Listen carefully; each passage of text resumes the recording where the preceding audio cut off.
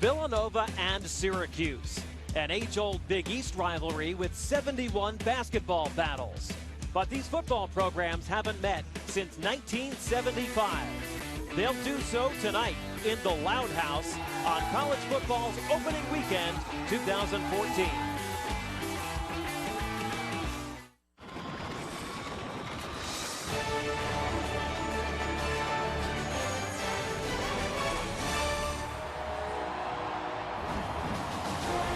The Syracuse Orange take the field here at the Carrier Dome for their earliest home opener ever. This is the ACC on ESPN. Live from the Carrier Dome, it's Villanova taking on Syracuse. Hi everybody, I'm Dave Popkin. Great to have you along. Two up-tempo teams. We expect offensive fireworks in this ball game. Villanova, a perennial power at FCS. Last year they were 6-5, but they outscored their opponents 31-22, so a very good team. Picked second in the CAA this year. Syracuse 7-6 last season. They bring back the most experienced team in the ACC. And speaking of the Atlantic Coast Conference, I'm being joined by former Wake Forest and Virginia head coach Al Groh. And Al, my question to you, can Villanova win this game? And if so, what would be the keys? Well, sure they can, but it won't just happen. There's certain components, two of which they really have to accomplish. One, their offense has to stop the penetration by the Syracuse safeties and linebackers. Two, their defense must keep Terrell Hunt in the pocket and turn him into a one-dimensional player. And three, Dave, they probably going to hit a couple of one-and-ones at the end. All right, let's talk about these leaders, the quarterbacks for these two teams. Villanova has a Walter Payton Award candidate, a preseason All-American, their junior, John Robertson, and Terrell Hunt, you mentioned, also a multifaceted player for Syracuse. Well, they certainly are. Both are run and pass quarterbacks. A bigger part of the burden falls on Robertson because Hunt has got more weapons in the backfield and out at receiver than John does. Robertson's numbers gaudy last year, almost 2,000 passing yards, over 1,400 rushing yards, and 33 total touchdowns. Should be a good one. Villanova taking on Syracuse. Starting lineups and the kickoff come your way next. This is the ACC on ESPN.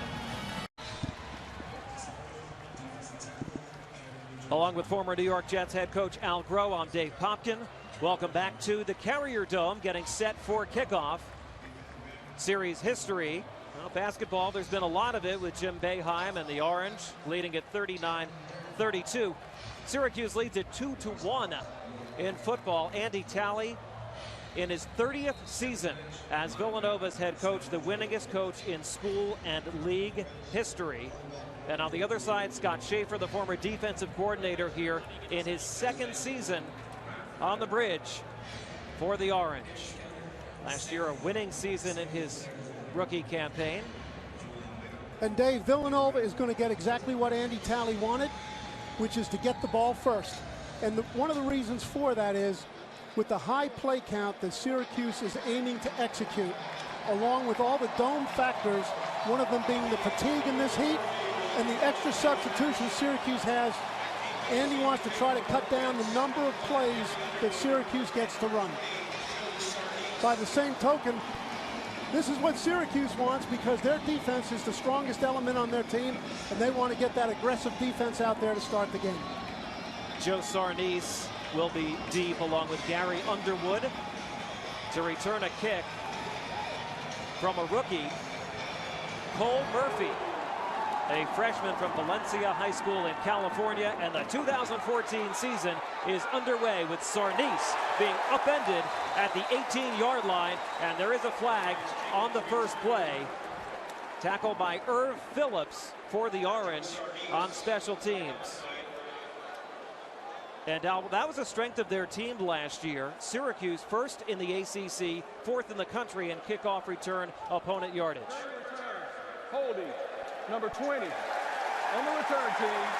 10 yards from the end of the run, first down. That's really impossible for number 20 to be holding because number 20 returned the kick. Exactly. So, but this is the start of the season for the officials also. That's one of the worst things that can happen to you on any kickoff, but particularly start the season. They're going against a very strong defense. They're pushed back in against their own goal line. John Robertson, we talked about, from Paramus, New Jersey. A 3-year starter for this team. The CAA preseason Offensive Player of the Year. Ernest Petway, the tight end, goes in motion. Robertson keeps, and he throws complete across the 20 to the 22. Poppy Livers, a senior receiver from Seaside, California, made the catch. He was upended by Dyshawn Davis. Joe Sarnice, the safety and kick return man, is a terrific player. That play showed. Robertson with a quick snap. It's going to be high tempo, Dave. The opening play showed how much confidence the Villanova coaches have in John Robertson, that regardless of field position, they were going to use John to get the season started. Ron Thompson with the tackle, a junior defensive end. I know you like him a lot, Al. He has a chance to be a terrific player. He's got a great motor, great skills for the position he's playing. 2nd down and 9 for Villanova. 3 receivers here, and the tight end Petway. And instead they hand it off up the gut to the 29-yard line. Kevin Monangai is tripped up by Robert Welsh, a senior defensive end from Long Island. This is going to be one of the critical scheme matchups in the game, Dave. Syracuse comes in with their nickel, from which they can give multiple looks. Villanova has used 1st and 2nd down to create a makeable 3rd down. We'll see the receivers press by the corner so that there are no soft throws. 3rd and 4. And here comes the perimeter pressure. That's Cameron Lynch on the near side. Lynch almost got him, and that is caught by Livers. 1st down for Villanova at the 37-yard line. Darius Kelly on the tackle. Terrific poise and mechanics by John Robertson under pressure. Shows why he's such a terrific player. A clutch catch by Poppy Livers, a co-captain for this team, who had 3 times more receptions than anyone else on this Villanova roster last season. He's their one big veteran. Wells in motion, up for grabs, and incomplete. Batted down by Eric Kroom, the nose tackle. He was right in Robertson's face. Dave, screens against man-for-man coverage, okay, are either going to be real big plays or there's nothing there, because the linebacker who has the back is tracking them, and that's exactly what Syracuse did. 2nd down and 10. Syracuse, a fantastic run defense last year. They did not allow any opposing rusher to go for over 100 yards last season. Robertson will test them on that today. He throws complete. Mike Burke, the junior. And he's fighting his way toward midfield. That is close to a 1st down. Eric Kroom with the tackle. And he was helped out by Thompson. The Cats are going to go fast here, Dave, to try to catch Syracuse without being able to make a substitution. It is a 1st down. And Robertson hands it off, and that is a loss. Austin Medley dropped by Kroom, who has had a big 1st quarter. That matchup between Kroom and Ross Hall, the centers for Villanova, their best offensive lineman, is going to be critical to Villanova's ability to try to run the ball inside. You're right. Hall really has his hands full at the center spot. A preseason all-CAA performer, and Kroom is right over him right now. On 2nd and 11. Monangai gets a yard, maybe 2, up to the Ernie Davis Legends Field logo. Cameron Lynch with the tackle. Of course, Ernie Davis, one of the legend of 44 here at Syracuse. So much football history. Jim Brown wore 44. Floyd Little, who is here today, wore number 44. Syracuse is going to their odd man nickel front, from which they'll bring multiple pressures. They're going to bring 2 from the wide side of the field here, Dave, and play man for man. 3rd and 8. Robertson has a man. It's Livers. It's caught at the Syracuse 36-yard line. That is a first down for Villanova. Julian Wiggum stopped a potential touchdown. Villanova is making multiple substitutions, which allows Syracuse to substitute along the front themselves. So they're able to get their nickel out of there and get their regular defensive front in. It's almost like Villanova is fine when Robertson gets flushed out of the pocket. He is so poised out there. Aaron Wells in motion. And the hand goes absolutely nowhere. Well, backwards. All right, Gary Underwood, the ball carrier. Hodge with the tackle. Right, as we cited earlier, one of the key things for Villanova is to block the penetrations, the frequent penetrations on snap by the corner, by the safeties and the middle linebacker, or both linebackers. In that case, Hodge was on his stunt. He created a five-man front. There was no opening. Marquise Hodge, a sophomore from Miami Central High School. Syracuse, for whatever reason, always does well in South Florida. You see a lot of kids from Center City, Miami, from Miami Beach. Robertson makes time, and he throws incomplete. Intended for Burke. Burke had gotten behind the coverage, Dave, but at that point, Robertson had decided to run the ball. He spotted him late, tried to get his shoulders turned. You'll see him here. He's decided to run. Now he's going to try to square his shoulders up, but you can see he's in a very unbalanced body position. Couldn't take advantage of the error in the Syracuse secondary. Micah Robinson, a defensive end, a starter, has taken himself out of the game here on 3rd and 11. All right, here's another nickel odd front from Syracuse. Underwood is beside John Robertson.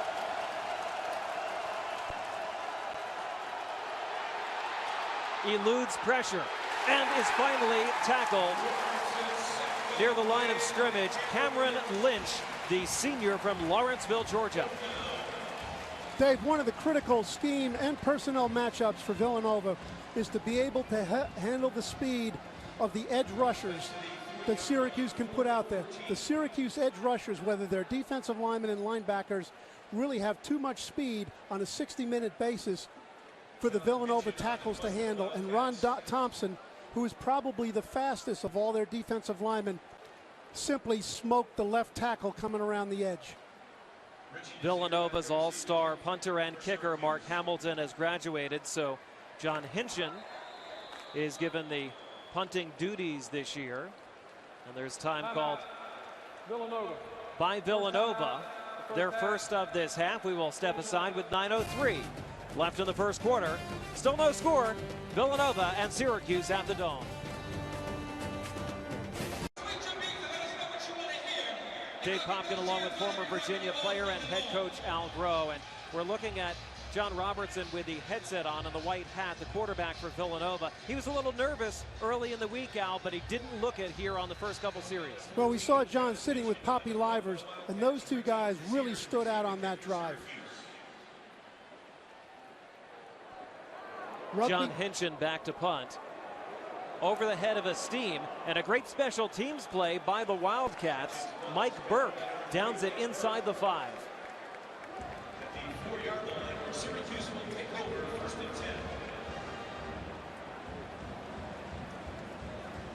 Andy Talley decided to punt it away and play field position wisely. And Terrell Hunt, the senior quarterback for Syracuse, comes on out of Christ the King High School and Rosedale, New York. Very tough childhood. Both of his parents died young. His aunt helped bring him up. Last year, he won the job 4 games in for Syracuse, and he really came on as the season progressed, had 3 late season comebacks for this team, including against Minnesota in the Texas Bowl. Hands off to Prince Tyson Gully, a graduate student running back for the Orange. And he's tackled by Reggie Paris, a junior defensive end. Syracuse gets Ashton Boyd in there so that they can go to their favorite 3 wide receiver set. They're in the 2 tight ends only to move the ball at their goal line. They've got Boyd in the backfield right now, which means that there's going to be a little trickery here as far as formation. Hunt looks one way and throws to Gully. Gully out across the 10 to the 12, short of the first down. Impact players for Syracuse in this game. Ashton Broyld, a former quarterback, is now an H-back, a wide receiver essentially for this team, a freakish athlete. And Darrell Eskridge is another NFL prospect, Al. Here's Hunt on third down with Broyld, the aforementioned, in motion. Hunt keeps and is stacked up for a loss of 2. And the Wildcats shut down Syracuse. 3 and out. Corey Majors with the stop. Dave, this game could not have started better for Syracuse, for Villanova. For one thing, they had a 6-minute plus drive to start the game. At this point, Syracuse, with the clock running, has only had the ball for 1 minute and 20 seconds. That's the type of play count differential that will be very, very significant for Villanova to have enough gas in the fourth quarter to try to compete to win this game. You're so right. Andy Talley and the Villanova coaches were concerned about the heat in this building and the fact that they will play about 15 fewer players than the Orange, only playing about 40 players in this game. Punted away by Riley Dixon, and Villanova will let it roll. And it takes a Syracuse roll down to the 37. And there is a flag down on the goal line. Number 7 on the defense. 5 yards, result in a first down. Gary Patterson, the referee. Running into the kicker, Cameron McCurry. Right, just a bad circumstance, Dave. They're going to get the ball around midfield, have the type of field position, 2 first downs, and you're at least kicking for a field goal. Those are the type of things, particularly when you're the underdog on the road. The avoidance of those things help you win. Those type of penalties, as you look at the overall game, sometimes at the end, might be one of the reasons that causes you to lose. Yeah, that is a crusher. Terrell Hunt, over 60% last year completion ratio. He did have 8 interceptions. Very hard to bring down when he decides to run it. He's throwing here, and it's incomplete. Intended for Steve Ishmael. That formation with Boyd in the backfield and then in motion has been used 4 plays in a row. That's really characteristic of the Syracuse offense, to get in a little different formation to start the game, run multiple plays from that formation, and then abandon it for the rest of the game. They give Hunt a lot of decision making after the snap on where to go. And he's going for it all here, and it's caught. And it's Broyld. Ashton Broyld, the junior from Rochester, New York.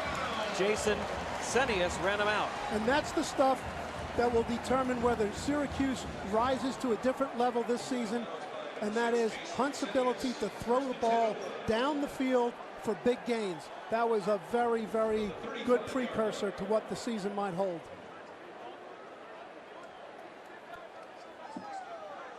After the big pickup, it's Tyson Gully. Prince Tyson Gully is gone!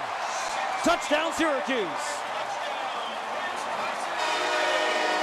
The Syracuse size and power inside took over, but why do you think that happened, Dave? One of those things that I just mentioned that in retrospect you might go back and say that caused us to lose. Without that unnecessary roughing penalty, Villanova would now have the ball. So that was not a 10-yard penalty. That was a 7-point penalty. And a 65-yard touchdown run by the Akron native, Prince Tyson Gully, his 18th career touchdown, 15th on the ground. That kid had a big season in 2012 and really backed down last year. He's a great story. He's a graduate student. His brother plays at Navy. His mom's in the military. Ryan Norton for the point after, and that's good. Syracuse takes a 7-0 lead here at home. 6:24 left in the first quarter. And there was no doubt Prince Tyson Gully was out of here.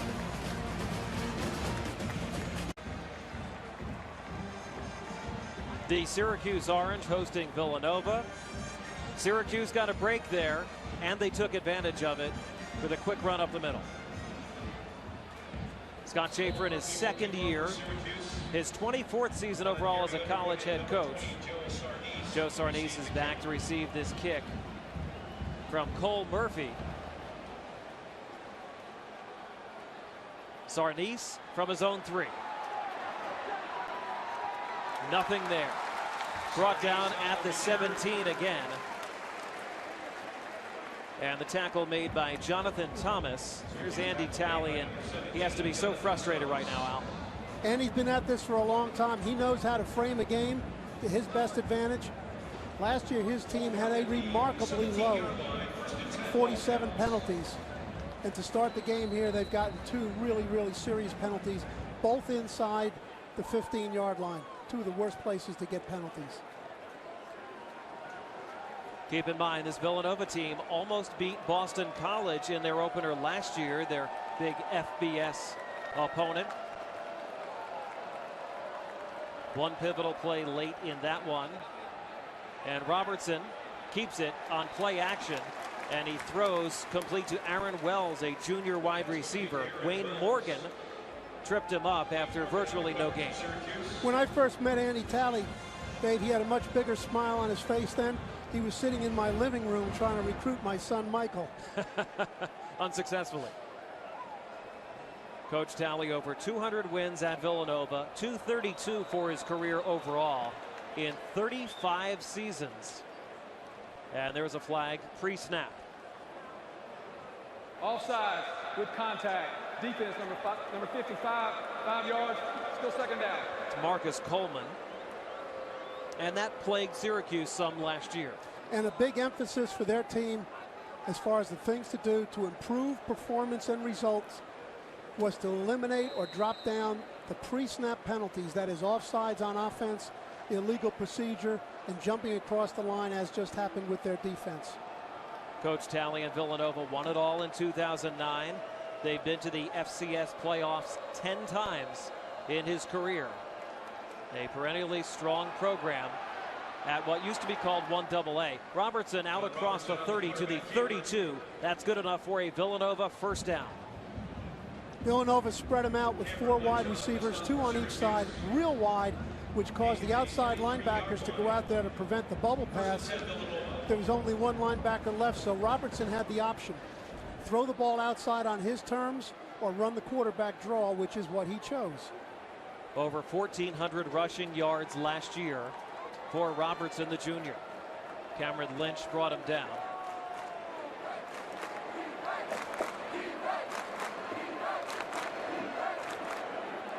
Robertson throws complete to Livers. And Livers, the senior, tiptoes out near the first down marker, but a little short.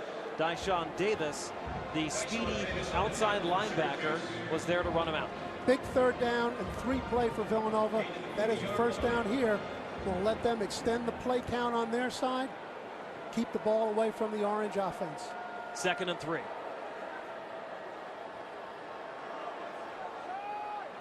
Medley close to the first down. Eric Kroom with the tackle. It looks like from here that he got it. And Ross Hall won that battle inside against the middle of the Syracuse defense. He is a tenacious player, very strong, difficult to throw off. So far he's shown he's going to more than hold his own inside.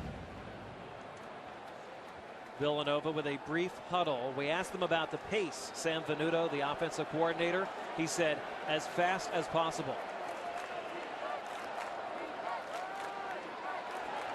Monangai broke 1 tackle, couldn't break the second.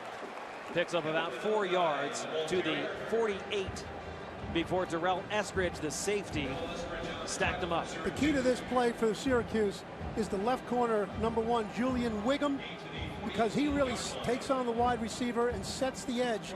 So the play had no really flow coming to the outside. Syracuse has got a man down in the backfield, and it would appear to be their outstanding free safety, Darrell Eskridge. That was strange. He made the play, then went back to his position and then fell. We'll step aside with 3:32 left in the first quarter. Syracuse 7, Villanova nothing at the Carrier Dome. First quarter at the Carrier Dome, Syracuse leading at 7-0. Their safety, Darrell Eskridge, was shaken up on that last play. Keep an eye on number 3, the bottom left corner of your screen. Eskridge comes in late. There doesn't appear to be high contact here. The play is what is called a boss play, which means back on support, get a lot of blockers to the edge. He is not back in. Helmet off. Robertson on 2nd and 6. He has a man. It's Burke. Caught. First down and many more across the 20-yard line deep into Syracuse territory. These Wildcats have been impressive. And that's the 3rd or 4th rollout to get away from the end pressure. Kind of seal it to the inside, get Robertson out on the edge where he's got a clean look. They're going to go fast in the red zone. 30-yard pickup. Here's Robertson. And he is run out at about the 15-yard line. 2nd and 6. Josh Kirkland with the play on D. With so many substitutes coming on the field offensively for Villanova, that causes a problem for the Syracuse coaches to be able to sort out what the personnel mix is for Villanova, because they want to call their defenses based on who the Villanova offensive players are. How many wide receivers, how many backs, how many tight ends. In this case, we've got 2 backs, 3 wide receivers. DiCamillo, Goulias, and Wells are the receivers. Medley and Underwood are the backs. And Robertson eludes Kroon. Robertson somehow gets close to the line of scrimmage. Cameron Lynch ran him out. In this case, John, that's where John's competitiveness, Dave, caused him to make probably a decision he'd like to get back. That is, he's outside the tackle box. If he throws the ball away, it goes to 3rd and 5. By keeping the ball and going out of bounds, it's now 3rd and 9. The wise thing for Villanova to do here is to make an attempt for the end zone, but to be smart with the ball because they're in position to get 3 points. If they want to use their rookie kicker, this is a point where Andy Talley might say, I'm going to use both downs. It would be a 37-yarder from here. And time is called by Villanova.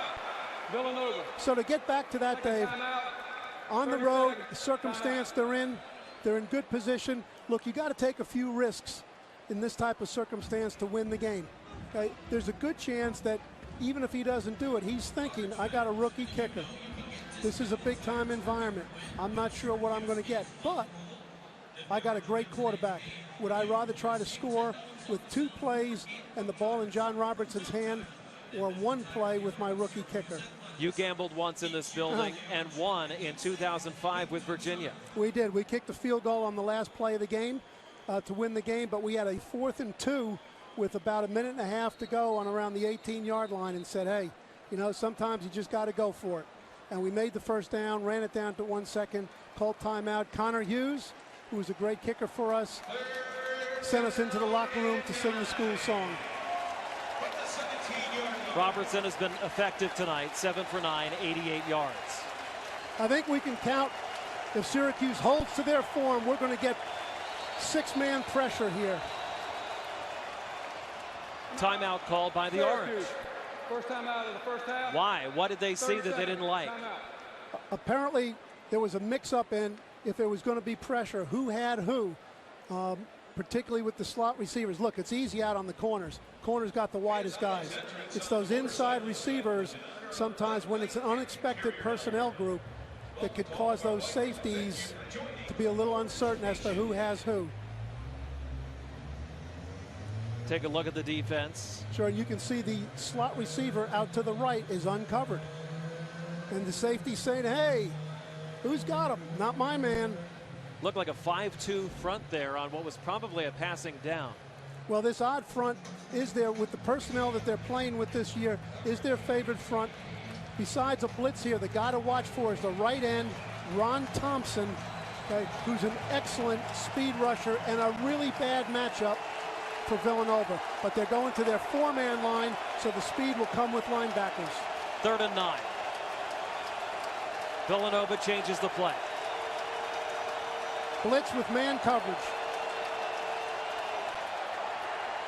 Picked up and dropped. Wow. A chance there for Clay Horn, the senior from St. Paul, and there's a man down for the Orange. You know, and unfortunately, Dave, this is a player of whom great things were expected this year, particularly in the red zone. He's a 6'6", 225-pound wide receiver who had moved down, not up on the depth chart because of drops during training camp. And, you know, one of the things that coaches come to believe is the best predictor of future performance is past behavior, and training camp was obviously a predictor as to what was going to happen there. But let's cite John Robertson for standing in the pocket against the six-man blitz with excellent protection and throwing the blitz beater route, which is a slant against the safety. Another one of those plays, though, Dave, that if you're going to come into, what did you call it, the loud house? If you're going to come in here, for that, you got to make that kind of play. So they've given up a score as a result of a penalty, and they've given away a score as a result of a regrettable drop. Two big breaks for Syracuse, but they have two of their defensive backs injured now, Eskridge and Julian Wiggum, who was hurt on that play. Horn was open. Oh, and Wiggum ran into Eskridge, who was back in the game. That's the good news, but looks like maybe an ankle, and he can't even put pressure on it. The trainer for Syracuse is Denny Kellington, and he needs some help. Take another look at the injury to Julian Wiggum. Oh, turned both ankles, it looked like.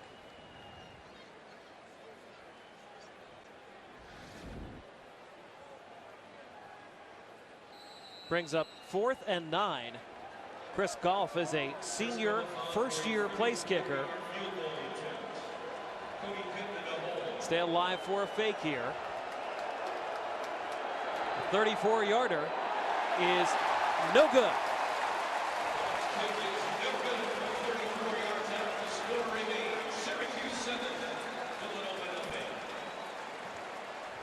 Well, he will get other opportunities, but a frustrating drive for Villanova. Could have been a touchdown, could have been a field goal. Yep, mistakes will cause you to lose. Villanova, for all the good play they've had. Hey, look, we've got 90 seconds left in the first half, Dave, and Syracuse is only getting ready to run their 9th play. From that standpoint, it's worked out for Villanova. But mistakes will cause you to lose, and the Wildcats have had three serious ones.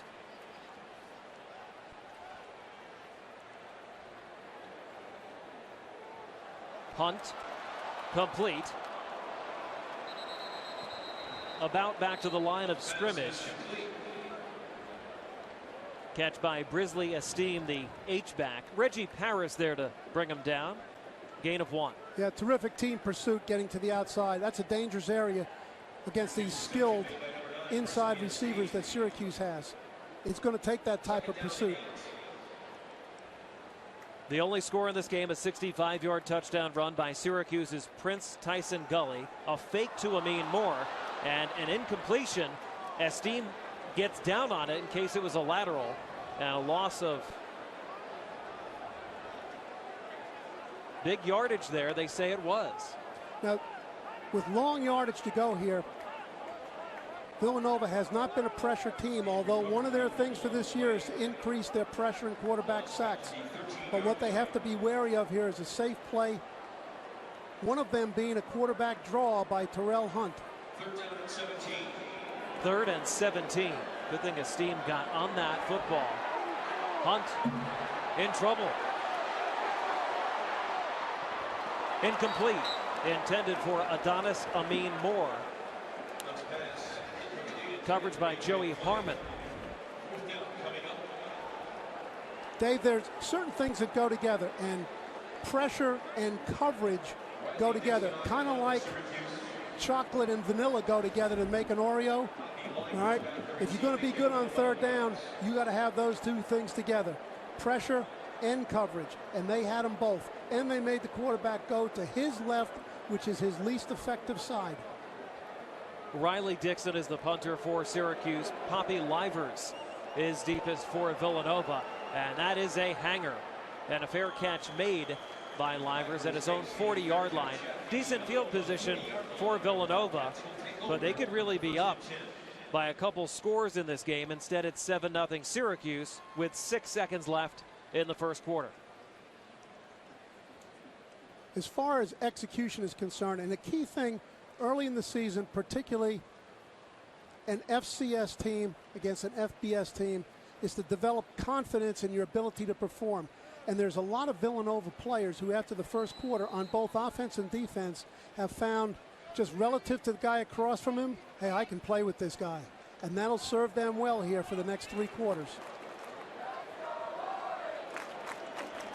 Robertson out of the gun with Monangai next to him, and he takes the hand.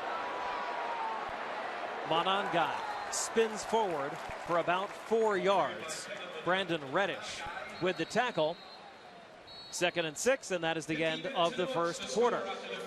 Syracuse on a 65-yard touchdown run from Prince Tyson Gully takes the lead against Villanova here at the Dome.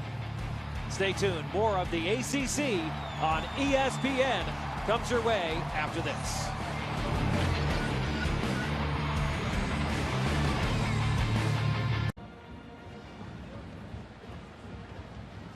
Along with former Giants and Patriots defensive assistant coach Al Groh, Dave Popkin back with you, along with our ACC on ESPN crew at the Carrier Dome. Andy Talley's team hanging in there with a middle-of-the-pack ACC club. Villanova has outgained Syracuse in total yardage 115-84, but they made a couple of critical errors in the first quarter of this game, and somebody made an error because there's a flag down. All right, here comes some of that Syracuse linebacker penetrating defenses. Offense, number 81, 5 yards, 2nd down. It's the tight end, Ernest Petway. Yeah, just another unfortunate thing, Dave. All right, the pressure was in the middle, okay, in the 2 guard center gaps. Petway's all the way out on the outside. He saw a little bit of movement. He flinched. Okay, he wasn't even going to be involved where the pressure was going to hit. Okay, they had a real nice circumstance. 2nd down and 6. Now they got 2nd and 11. It's the same as if they gave up a 5-yard loss on 1st down. Wayne Morgan in at corner for the injured Julian Wiggum. And Robertson has had a lot of success through the air. 88 of the 115 yards for Villanova through the air so far. Robertson going to tuck it under. And he rushes for a 1st down out across midfield. John Robertson finally tripped up by Marquise Hodge. John, coaches will talk about, besides all the throws and this and that quarterbacks have to make to be a really good player, they also have to be a problem solver. Get their team out of bad plays, extend drives, and that's what John Robertson has been to this point. Every problem that Villanova has had on offense, he stepped up and been the guy who solved the problem. 2nd team All-CAA last year.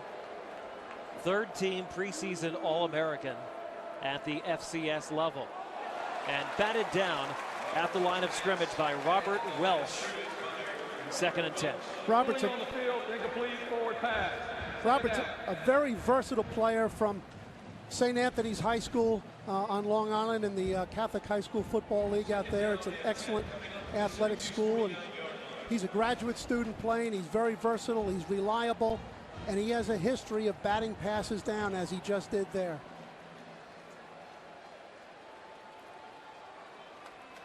Thompson is back in the game over the left guard. It's a mismatch in ability. Looks like a big rush here for Syracuse on 2nd and 10. They bring the house, and they get a sack at the 49-yard line. Hodge was the first one there, but he had help from Robinson and others. You can expect that pressure on an ongoing basis. It's never a surprise from Syracuse. But with that kind of pressure, you can only hold them out so long, Dave. And the quarterback's got to get the ball out of his hands. Can't be stuck in the pocket with no place to go, and that's what happened on that play. 3rd and a long 10. Just over a minute gone by in the second quarter. Carrier Dome getting loud now. Home opener for the Orange. 3rd down conversions. Villanova's been pretty good, 2 out of 4. Timeout. Villanova. And Villanova takes their 3rd and final timeout here in the first half. Syracuse leads it 7-0. We're back. Along with former Virginia head coach Al Groh, Dave Popkin with you. 13:36 left in the second quarter. Villanova has been very competitive here. In fact, they have outgained Syracuse. But the Orange on top. Blitz. 3rd and 11. Villanova sees it.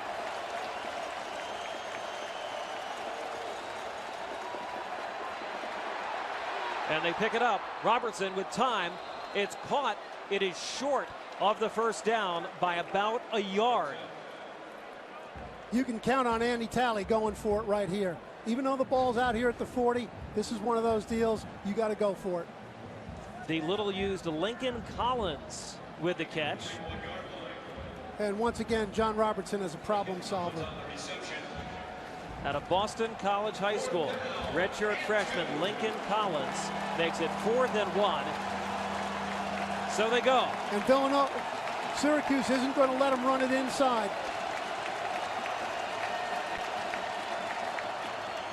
Robertson will run it behind the right tackle, close to a first down at the 40-yard line.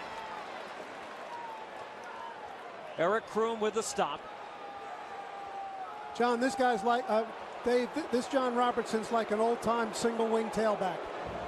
He's the principal runner. He's the principal passer. He gets out of trouble.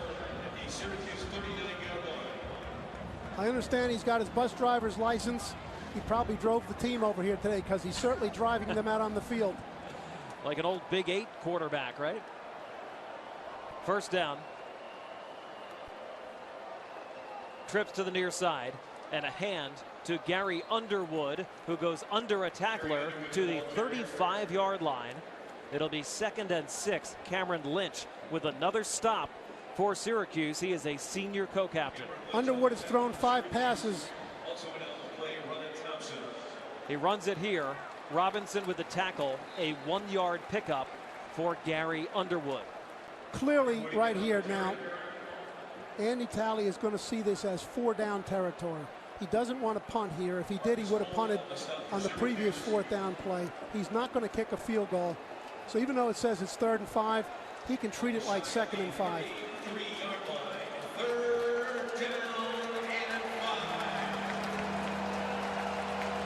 Big play for the Wildcats, 3rd and 5.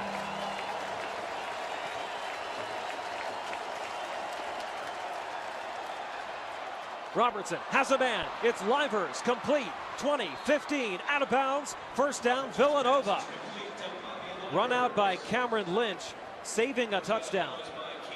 Villanova knew what was coming. That was pressure with man for man. They got in a tight 2-man bunch to their left. They ran Livers on a crossing route, which is a man-beater route. The defender picked himself, and that's why he was so free. Robertson on the designed keep. Down to the 13-yard line. Yep. Darius Kelly with the tackle, but he got good yardage.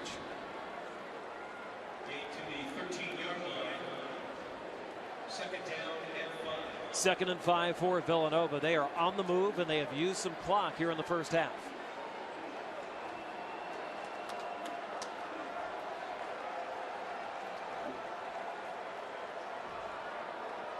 Monongai takes the hand and takes a tackler inside the 5-yard line. A strong run up the middle. Lynch again on the tackle for Syracuse. Dave, you can see the lineman coming through 76. It's a gap scheme play with a puller coming up through the middle of the defense to block those penetrating linebackers. First time they used that play. Great play call by Sam Venuto. First and goal for Villanova. Monongai is the lone back.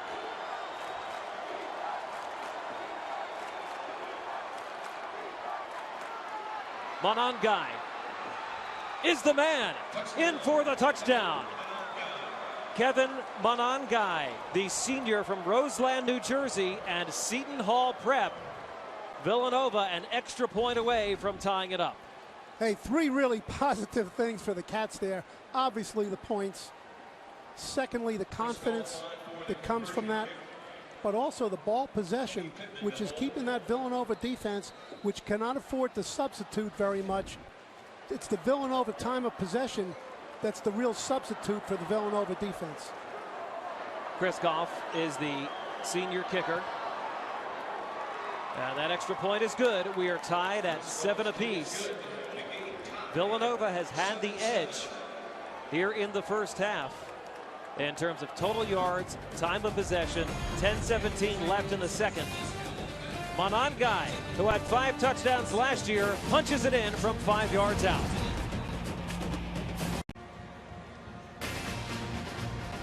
You're watching the ACC on ESPN.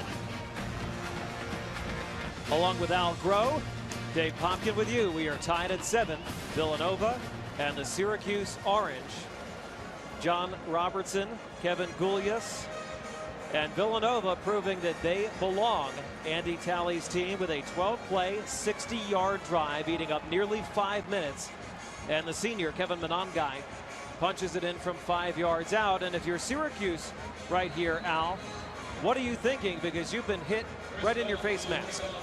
If I was the head coach, Dave, I would say we're supposed to be a physical, hard-nosed running team. We've let this become a perimeter game. I want to run the ball at these guys and use our strength. Phillips out across the 30. Irv Phillips. Chris Goff, the kicker, finally brought him down. They love Phillips both as a receiver and as a returner. There's the story so far. Time of possession, more than 11-minute edge for the Wildcats. Boy, perfect. Exactly what Andy Talley needed to have happen, wanted to have happen, and strategized for. Talley is 5th amongst active FCS coaches with 232 wins. Terrell Hunt has hardly been on the field. Ashton Broyles unable to break a big one, but he does get about 3 yards out of bounds at the 34. Joe Sarnice, the safety, with the tackle. Ashton Broyles, very talented size speed receiver. Dave, we have a penalty over there. Holding on the offense. 10-yard, spot of the foul. First down. Marching the Orange back on the right side of your screen, one of the receivers. Hand is obviously on the back of the defender. It's Adrian Fleming. As I was saying about Ashton Broyles, Dave, his uncle, Brandon Albert, played for me at Virginia, was a first-round draft choice, and is now with the Miami Dolphins. Quite a lineage. His father, Ashley, played football at Maryland. It's complete for Syracuse. And Prince Tyson Gully out of bounds at about the 32-yard line, run out by Malik Reeves, a freshman cornerback out of Jacksonville.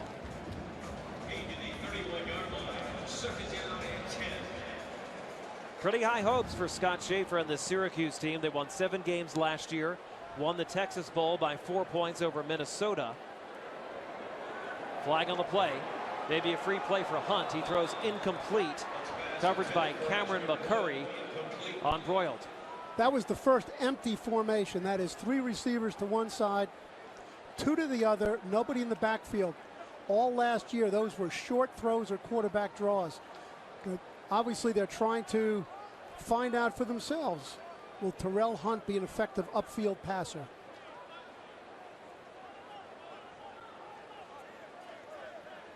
Illegal formation, number 72 offense, lining up in the backfield. That penalty declined. Third down.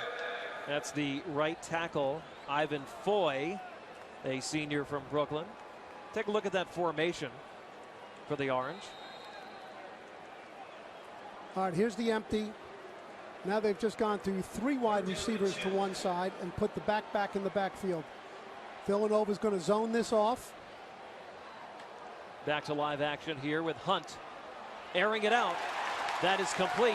Good for a first down for Syracuse. They're going to Boyle on almost every play.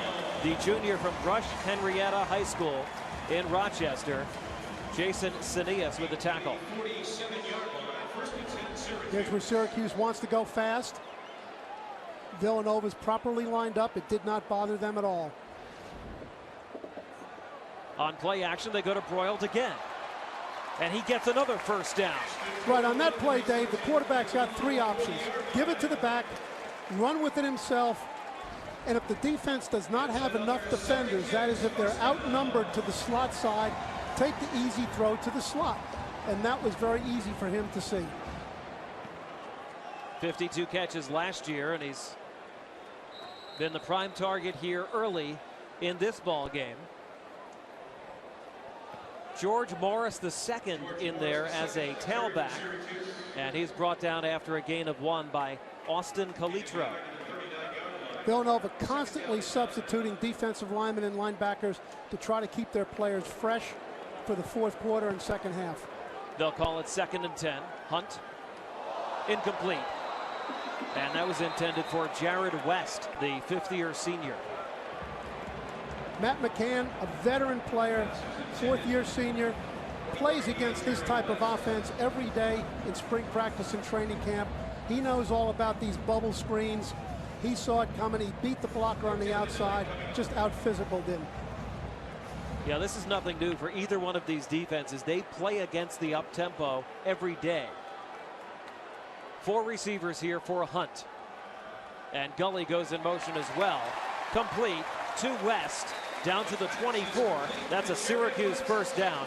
Don Cherry, the junior middle linebacker, with his first stop. West is Syracuse's active leader in receptions and yards, over 1,000 yards for his career. And his first catch today. West going for it all. No flag and incomplete. Shouldn't be any flag. And as we just said, Matt McCann, who was right up on the edge on the bubble screen on the previous play, that was the wheel route off the bubble screen. Matt's a veteran. He sees it from his own offense. Not fooled in the least. Tight coverage. Very good job. Definitely some contact there, but it was minor. Brisley Esteem was the intended target, a sophomore H-back. Here on 2nd and 10. Hunt goes out into the flat, and that is complete to Ben Lewis, a junior receiver, little used before this year. Joe Sarnice with the tackle. That is good for 10 yards on a first down.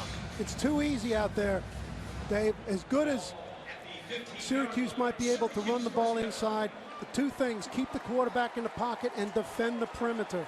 Okay, they're becoming outnumbered and out-leveraged to the 3 receiver side, and that's allowing Syracuse to get some really cheap yardage. Syracuse takes their second timeout. They'll have one more left. 7:33 left in the second quarter. We are tied at 7 at the Carrier Dome. Dave Popkin, Al Groh back with you. The ACC on ESPN. 7.5 minutes left in the second quarter.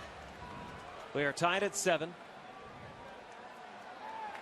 Syracuse decides to hand it off, and there is nothing doing on the right side with George Morris II.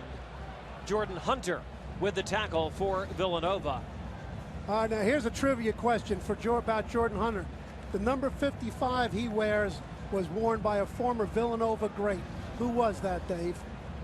I will guess Howie Long. You're exactly right. The only football Hall of Famer Villanova has produced. Terrell Hunt throws incomplete behind his intended receiver, Ben Lewis. And we talked to the Syracuse coaches before this game about Hunt and his development. Good runner last year, developing as a passer. They said he needs to throw into space, not to where the guy is, to where he's going to be, and he didn't do it there. Well, up until that throw, Dave, that was an encouraging series. Okay, now let's see if he can do it on third down here in the red zone. There's not enough people inside for Villanova to defend the quarterback draw. 3rd and 17. Hunt throws incomplete. And that was intended for Steve Ishmael, but well over his head. Sarnice was there along with Cameron McCurry on the coverage for Villanova. And it will be a long field goal try here for Ryan Norton, the junior from Garden City, New York. 39 yards. Dixon is the holder.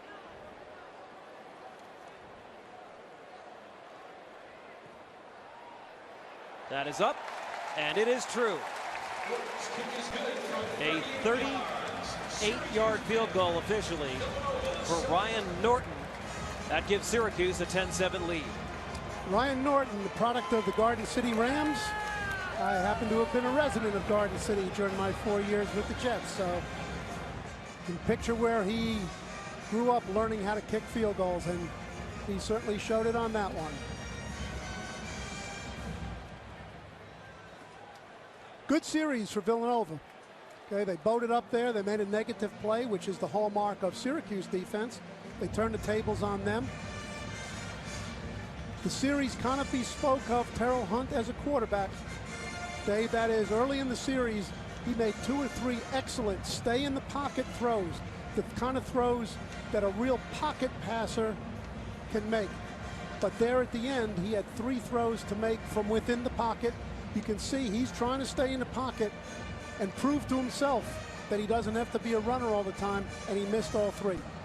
Al, if I might, Hunt has played well at times, but he's played like a sophomore. He's played like someone that's just assumed the role for the 2nd year. The problem for him is that he's a senior. He was not the starter early in his career, so his time is now. Correct, and they're going to need a lot more yards from the passing game to become the kind of scoring team they need to be.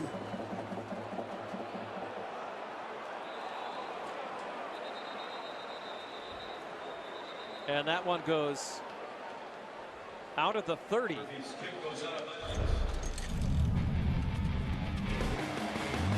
John Robertson has done it through the air. He has done it on the ground. He has done it for Villanova. Yeah, this is to watch a guy who's competitively tough. This guy's just a fun guy to watch. The junior QB is a 3rd-year starter, and he has looked very poised. 9 for 13, 113 yards passing.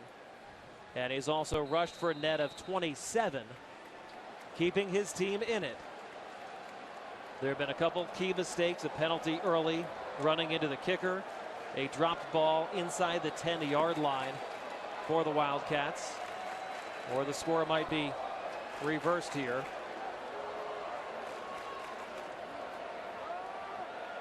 Robertson on the hand. And Villanova has not really been able to run the ball. Austin Medley was tackled by Josh Kirkland. Al, you and I talked about this at the outset. That's the strength of this Syracuse team. They can stop the run. They've been very good at it, but by the same token, Villanova is doing enough. Look, they got 3.5, 4 on that one. You know, that the sticks are in their favor, and they're making Syracuse consider the run and not forget about it. 4 receivers here. Wells in motion. A fake to Wells. Robertson just grounds it. Didn't have anything. Intended for Austin Medley.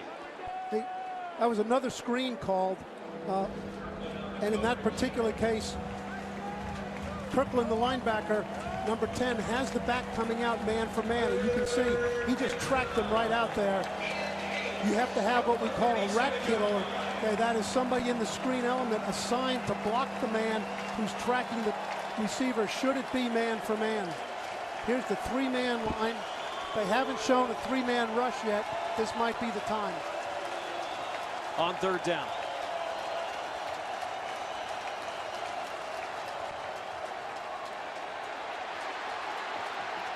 Tough throw for the right-handed quarterback, and it's picked off. Did he stay in bounds? No. And the official was hit in the head by somebody on the Syracuse side. Syracuse is saying they should have the interception and that it was in bounds, but it looked like he was out. Tough to see because the Syracuse bench blocks us. There was that Ron Thompson. Incomplete pass. 4th down.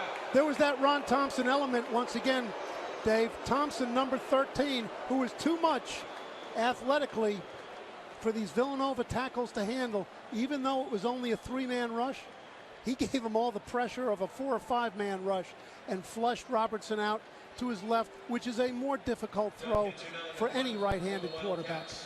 Cam Lynch almost made the big play. His incomplete pass. The receiver for the defending team was out of bounds. Previous play is under further review. They'll review it. It's 4th and 7 on the board. It didn't look like Lynch on our replay had control of the ball when he had that 1 foot in bounds, Al. Well, it didn't from where we could see, but those orange Syracuse players are up there on the sideline. It was a little bit difficult to see. We could see the catch, but not his feet. He certainly is dragging that right foot as he goes out of bounds. Total possession of the ball certainly will be one of the things that they investigate. Hey, but I didn't agree with too many things with the officials a lot of times, Dave, so I'm not going to get into a contest with them here either. You know, I'm noticing you're not very stressed here tonight. You have no really horse in the race. No, but this is my 47th opening day, Dave, and it's still just as exciting to me as Christmas is to a 5-year-old. And football season is here, and all the things that go into it, the strategizing, the competition, the decisions that have to be made in the game. But no, you're right, because so far everybody's been really nice up here. When I was down on the sideline, there were a lot of names they called me besides Al. Or a lot of words that preceded Al. So up here, it's very hospitable. And in that circumstance, your favorite song has to be "You Can Call Me Al." Yeah. Only Al. 6:02 left in the second quarter. Syracuse leading it by 3. This play has been challenged by Syracuse and is being reviewed by the officials. Gary Patterson is our referee. Our replay technician is Michael Markinson. To further review, ruling on the field stands. Incomplete pass. 4th down. It was a good call. He didn't really have full control as he was going out of bounds. Hey, Dave, I know a lot of these officials. Not all of them, not some of the younger guys, but, they're good family men, too. On 4th and 8, a punting situation for Hinchin and Villanova. And the fair catch is called for by Esteem at his own 15-yard line. Syracuse will have a long field to deal with. 5:54 left in the second quarter. Syracuse has gotten their points on a 65-yard touchdown run from Prince Tyson Gully. That was in the first quarter. And here in the second quarter, a 38-yard field goal by Ryan Norton. Villanova's points coming on a 5-yard touchdown run by Kevin Monangai. And it's rare that I say this, Al, in Syracuse, but we should have played this one outside. It is a gorgeous day in central New York for football. Instead, we're here in the Dome, and Hunt hands it off to Gully, and he gets a couple up the middle for Syracuse, tackled by McCurry. That was the same 3-way read play, but the adjustment that Villanova has made, let's see if they continue to do it, is they've walked their strong safety out on the inside receiver to prevent the easy bubble pass to force the inside runs, which is to their advantage. On 2nd and 8, Hunt keeps it. Hunt is tough to bring down. First down, Moore out across the 30. 37-yard line, Terrell Hunt. Dave, he is tough to bring down, but it was still more difficult for them to make that play work than to just stand up and throw the ball outside. That is a 21-yard pickup for Hunt. Tano Passanio, one of the tacklers. They've got 2 big backs in the game right now, which means it'll be inside power running. Hunt does so to Amin Moore. And Adonis Amin Moore leans across the 40-yard line. It'll be 2nd and 8. Joey Harmon, the linebacker, on the stop. And they've got the very versatile Clay Cleveland, number 31 in there, who seldom ever carries it, but catches out of the backfield, lines up at tight end, blocks. They're not going to throw him the ball. Cleveland in motion. Hunt going for everything. West caught, incomplete. He was out of bounds at the 30. You could just see when 31 went out there, they were happy to throw the ball to number 1, Broiled, when he went out in that motion. They're not going to throw that to Cleveland. And that was a setup to throw the double pass or throw the deep ball off the double move. West trying to drag the foot there. Jason Cineas, the sophomore, had the coverage. On the offense, number 60. 10 yards, previous spot, second down. Sean Hickey, the NFL prospect, the senior left tackle out of Murraysville, PA, with the infraction. Devontae McFarland, a young player with speed who they're very excited about, is in at tailback. My guess, Dave, is a smaller back. He's not in there for pass protection. Possibly screen. 4 receiving targets for Hunt, and that is it caught on the rebound at the 25. There's a flag down near Hunt. Looked like he was roughed in the backfield after he let go of the ball. It's intended for McFarland. Roughing the passer, number 15 on the defense. 15 yards, previous spot, automatic, first down. Yeah, that's a shame because the screen was beautifully smelled out by Villanova. I'd like to see the replay on this. Andy Talley doesn't have that living room face on right there. He'd like to see it too. The second costly penalty against Villanova, giving Syracuse a first down here at their own 45.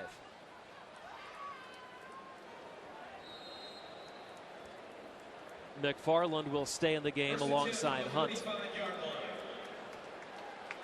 He's their best outside running threat. And they run him around the left tackle, Hickey. And McFarland, a nice pickup to midfield. His first carry of the year, a 5-yard gain. Jerry Miles, a backup safety, with the tackle.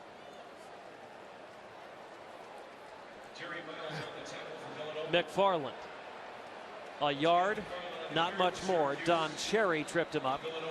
Yeah, Third boy, down. Don Cherry saved him that time because Villanova attempted to substitute. Even though Syracuse was not subbing, they were caught without enough men on the field. They were light in the middle. It was just an excellent individual play by Cherry because there was a gaping hole where Villanova was short of defenders. Illegal substitution, defense, 12 men on the field, that's 5 yards, second down. I know they want to get a lot of subs in there so they don't get worn down, but sometimes you just have to use some good discretion when the other team is going so fast that it's going to cause you more problems than it's going to cause them.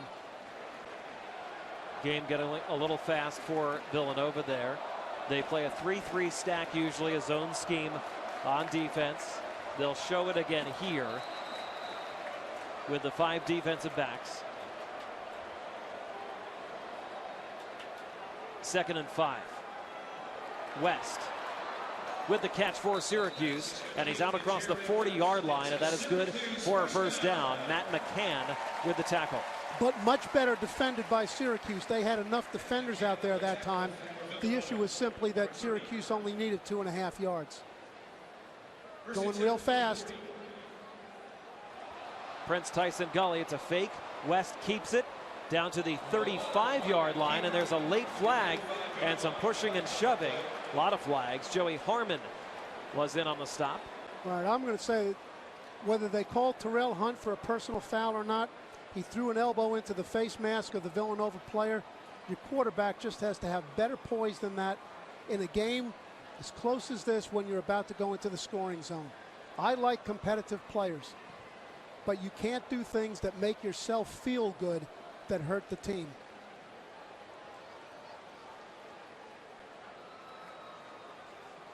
There are 4 yellow flags down. Everybody saw something.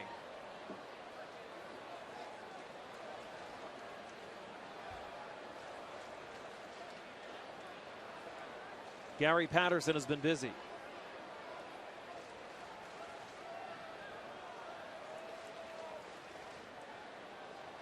And he wants to talk to Scott Schaefer. 3:24 left in the second quarter. Syracuse leading narrowly 10-7 against an FCS opponent, Villanova. Dave, this is the type of foul that players sometimes get ejected for. Personal foul. Number 10 on the offense. He threw a punt.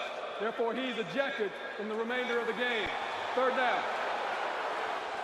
The Syracuse starting quarterback has been ejected.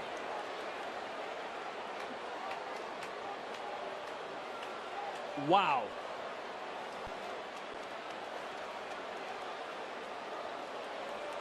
So now what? Austin Wilson or A.J. Long are the backup quarterback. Oh, pretty weak punch. Second down. A punch nonetheless. You're exactly right. It's a punch nonetheless. It was right there. It forced the officials to make a call. They could either let it go, something that actually happened, or they could call what they saw. And as you said a couple of minutes ago, Dave, Dead ball foul. Down count, second down. Your senior quarterback, who's the voice of your team, okay, has to have better poise than that. And probably a little frustration on the part of Hunt and the rest of the Syracuse team with the score such as it is with 3 minutes to go. Still, it's an unexcusable action. Austin Wilson will get the call. Sophomore quarterback from Camp Hill, Pennsylvania. Did not play in any games last year as a freshman. And Wilson completes it to Gully. And Gully is out of bounds inside the 40. It was 2nd and 19, so it'll still be 3rd and pretty long. Jerry Miles with the tackle. Combination of 2nd and 19 and the first pass, you want your quarterback who is not warmed up to throw. Screen pass, somewhat predictable. Villanova's going to zone this one off. Picked off the turf by Steve Ishmael. 2 straight completions for Austin Wilson. He got a couple yards. Matt McCann, the safety, with the tackle. Yeah. So even Syracuse fans want to know, Al, who is this guy? Austin Wilson. Matt McCann has come up big on a number of plays here throughout the second quarter for Villanova. See Hunt being walked off the field. He has to go back to the locker room. He has been ejected. Austin Wilson is a player that had over 4,000 yards and 50 touchdowns at East Pennsboro High School in PA.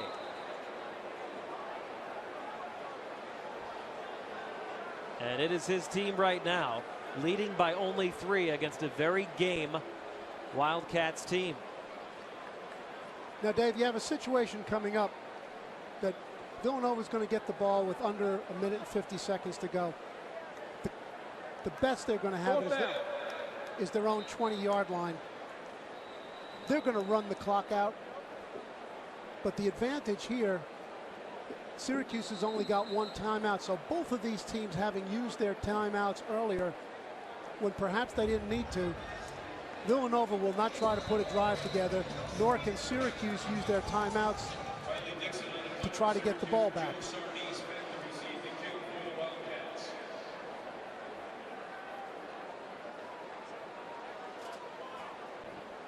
The punter is Riley Dixon. And he drops it inside the 5. What a special teams play by the Orange there to fall on it at the 1. Brandon Reddish.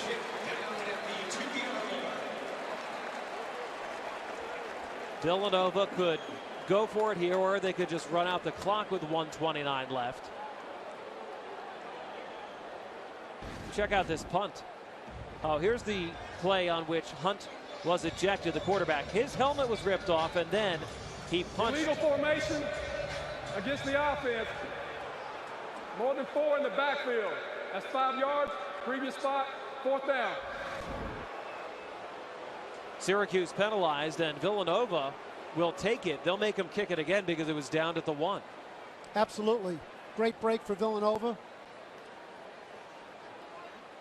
What the viewers probably cannot see, Dave, is that Riley Dixon is utilizing this Australian style of punting, which is gaining popularity. Simply means that the punter hits the back of the ball rather than the middle of the ball to give it an end-over action, more like a kickoff, which is particularly effective on plus 50 punts as this is. He does the same thing here and gets the end-over-end action. A fair catch called for at the 8-yard line by Joe Sarnice.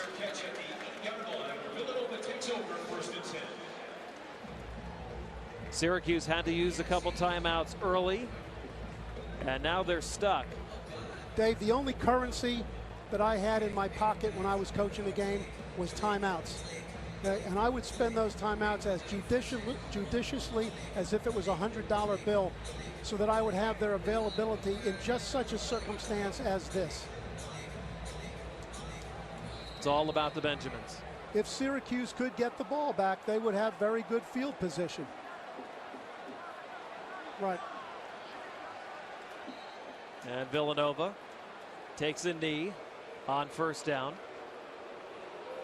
And I think you'll find that in every game management situation, Andy Talley's on top of it. Syracuse has one timeout remaining, but they seem disinclined to take it. Well, they can do the math. They know that regardless of whether they take it or not, that the clock is going to run out. An impressive yet frustrating first half for Villanova. They score only 7 points. That came on a run by Kevin Monangai from 5 yards out early in the second quarter. Syracuse got a 65-yard touchdown run from Prince Tyson Gully and a 38-yard field goal from Ryan Norton. And that is where we stand as these teams head to the locker room at the Carrier Dome. Dave, coming into the game, at this point now, Villanova really couldn't have hoped for much better than this. They could have had better, given a couple circumstances, but they couldn't have hoped for much better than this. Total yards pretty even. Villanova dominated the clock, but Syracuse leads it 10-7 here at the half. This is the ACC on ESPN. We'll talk a lot about the ACC, Florida State, Clemson, Syracuse, and more. That's coming up next here on ESPN3.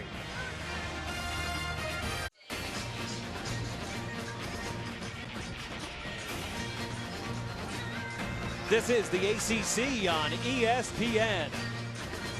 We welcome you back to the Carrier Dome, getting set for the second half of play.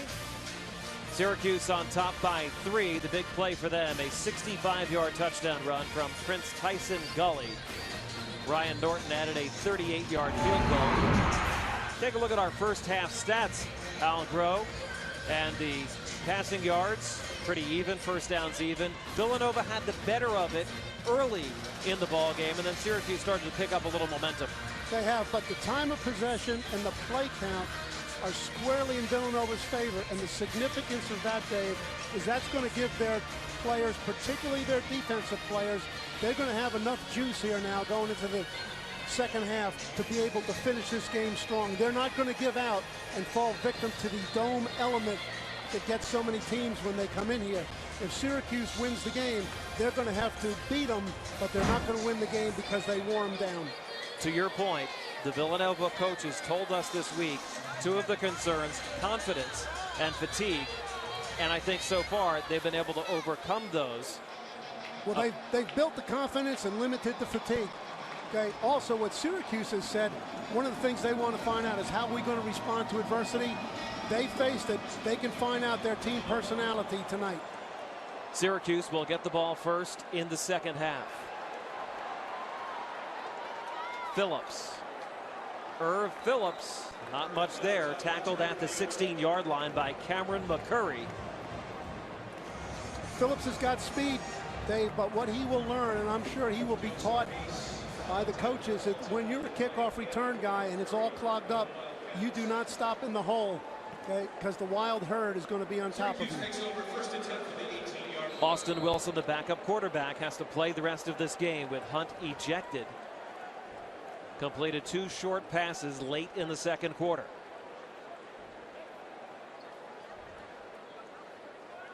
And they call the same exact play for him, and it works again.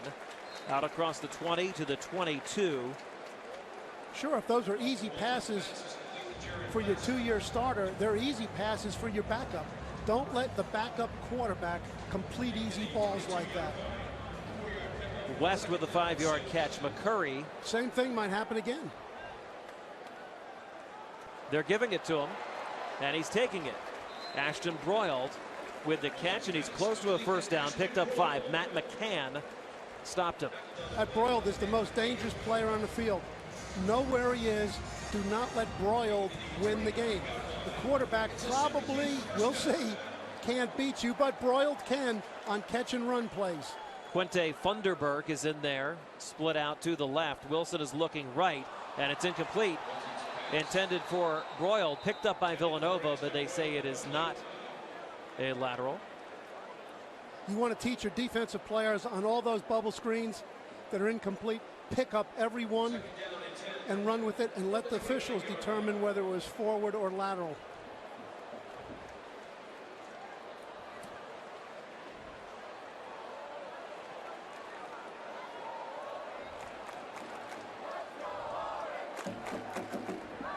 Wilson on second down. And there's a late flag. Intended for Moore. Cameron McCurry looked like he committed that pass interference. Right. There were two things. The ball was well thrown over the receiver's head. Often when receiver and defender get their feet. Defense, number 7. 15 yards, previous spot, automatic, first down. Often when receiver and defender get their feet entangled like that, it's judged as being incidental and not called as pass interference. The ball was about 10 yards over his head. Right. Not a fan of the call.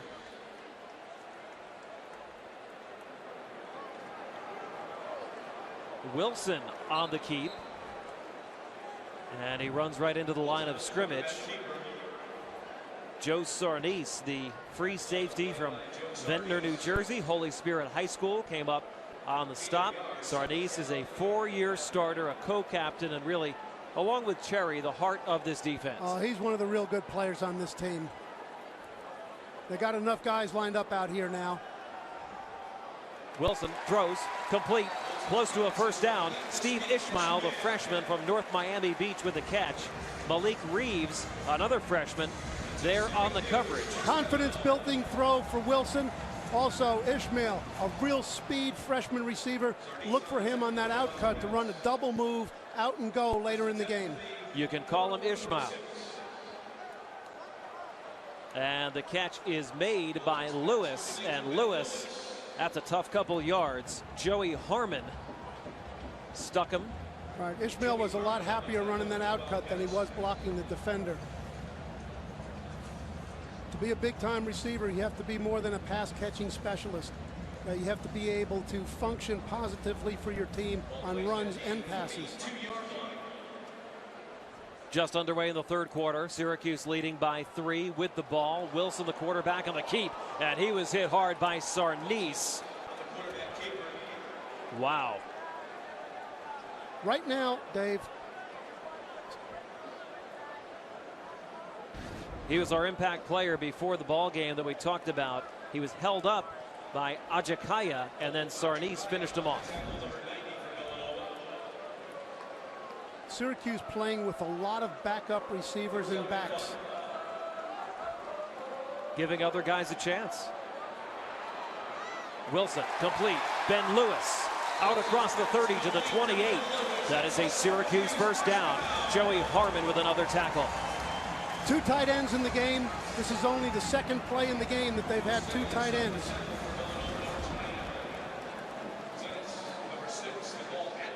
Line them up on the same side so they have a power running side to their left with 2 tight ends and a bubble screen side to their right.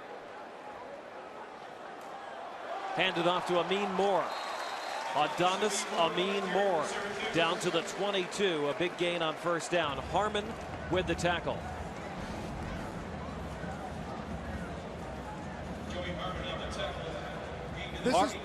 this power running game, this is the game Syracuse needs to play. They're doing it here. But Amin Moore is stacked up. Don Cherry was the first one there, helped out by Reggie Paris. Dave, all of these backup players that are in the game now would indicate that what the coaches said at halftime was to those first team guys, look, we're not going any place with you guys. Let's see what we can do with these other players. Hey, fellas, this is your chance. And now maybe they'll prove to take an opportunity of it. Maybe it'll spur those first teamers on. 3rd and 4. That's complete. It's a first down and more. Jared West is one of the starters, and he makes a big play. Down to the 6. Sarnice ran him out of bounds.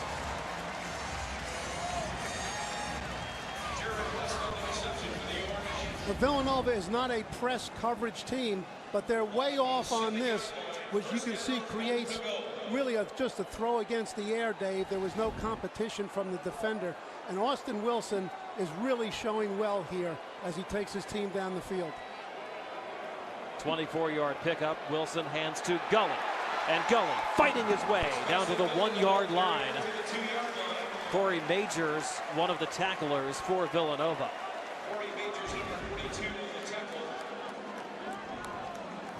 Nearly got his second touchdown of the game.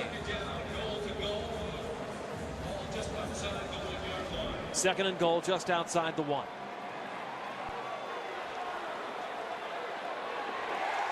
Touchdown Syracuse. Adonis Amin Moore.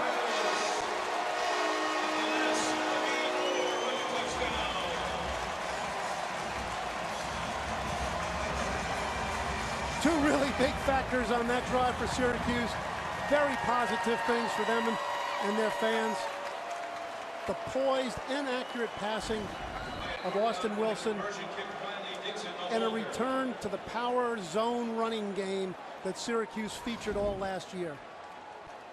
They call this guy F-150 because he's like a Ford truck driving through the center of the defense. He's a load.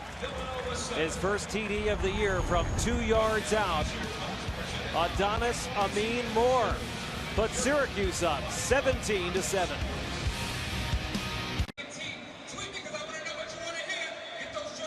Second-year head coach Scott Schaefer and Syracuse take a 17-7 lead. Adonis Amin Moore goes in from 1 yard out officially. 13 plays, 83 yards, nearly 5 minutes of time. And Austin Wilson was also great on that drive, going 6 for 7 through the air. And all those throws, they were the kind of throws a first-team quarterback makes. Receivers did not have to reach for the ball. They were right on the receivers. They could become catch-and-run plays. Cole Murphy for the deep kickoff. Sarnice wisely takes a knee.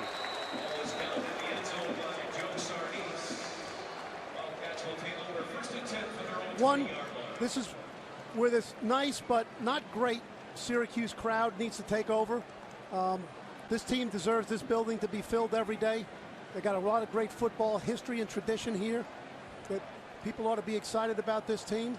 They can help their team right here. The defense now has to assert themselves and get their offense back on the field while they're hot. Villanova's got to cool them off and let their defense rest by making at least 2 first downs. Carrier Dome seats over 49,000. Looks like well over 40 here for the opener. Robertson on the pitch. And they got a single on that pitch. Aaron Wells run out by Lynch. All right, so now they're in good shape to accomplish the mission right now, which is to make that first down. They got 2 plays to make 6 yards. 2nd and 6. Be no pressure on this play. Monangai. A gritty run for 2, maybe 3 yards. Ron Thompson and Robert Welsh there for the stop. Yep, and Big Ron Kroom that was down there on the bottom. That was a win for him in his battle against the really good Villanova center, Ross Hall. 3rd and 2. First down here could help the Villanova defense a great deal. Syracuse wanting to get that offense back out there while Austin Wilson's hot. No pressure. Robertson hasn't kept it himself much, and that was his MO last year. He does it here. And Robertson picks up the first down out across the 35 to the 37-yard line. A big play for the Wildcats. When you're playing against pass rushing, Dave, when you're pass rushing against a quarterback like this, you can never get behind the quarterback. You can see the right defensive end, number 93, gets behind the quarterback, creates the escape lane against a known escape artist. Look, Houdini didn't get out of as many difficult situations as John Robertson has tonight. Robertson, the junior QB, has Manan Guy next to him. Pardon, that's Underwood, and he takes the hand. And Underwood holds on to the football. They were stripping at it. Fights his way up to the 46-yard line. That is shy of a first down. Cameron Lynch with the tackle. He got 9. Underwood. No. I know, a little out of character for the Syracuse defense. Of the first 5 plays in this half, that's the first time that they brought linebacker pressure. They clogged up the middle, a negative play. Syracuse still has an advantage on the third down, but it's a critical play. Thompson shaken up on that play, takes himself out. He and Lynch combine for the stop. 3rd and 1.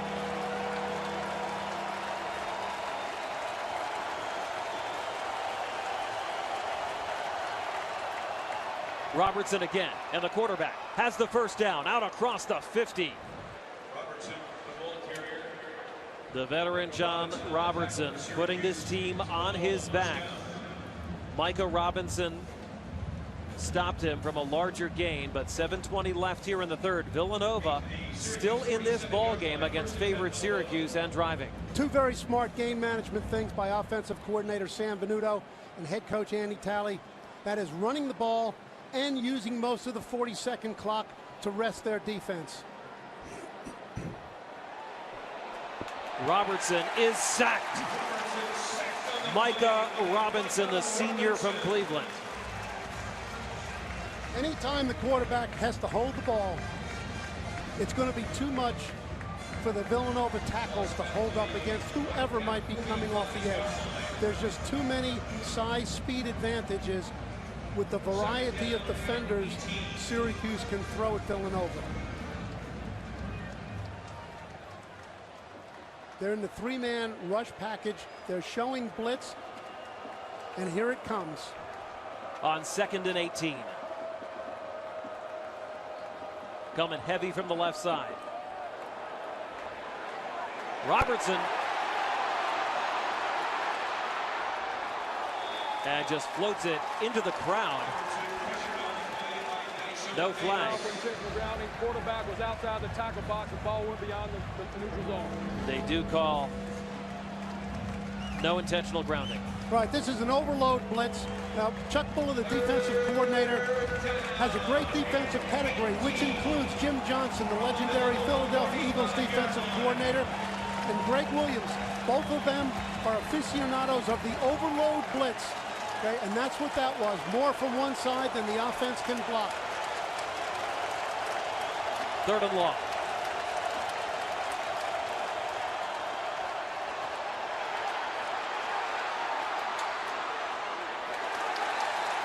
Robertson takes a lick and then lets him hear about it.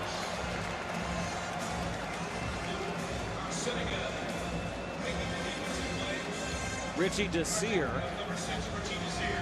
ran him out. Robertson wasn't going to take it. Mission somewhat accomplished, Dave, in that Villanova had the ball for almost 5 minutes. Okay? By the time this ball is kicked, it'll be close to 5. Their defense got to sit and rest, and a good punt right here will give them a long field to defend. Esteem is back to receive this punt from Hinchin.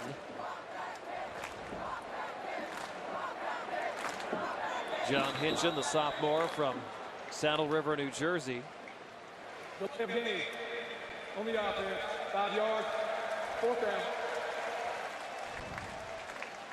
That'll cost Villanova 5.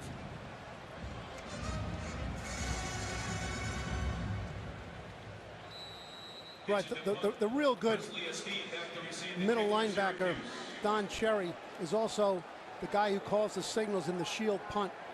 And he called it. The center just didn't snap it. Great punt by Hinchin. Terrific. Driving a steam back to the 8, where he's tripped up, fumbled.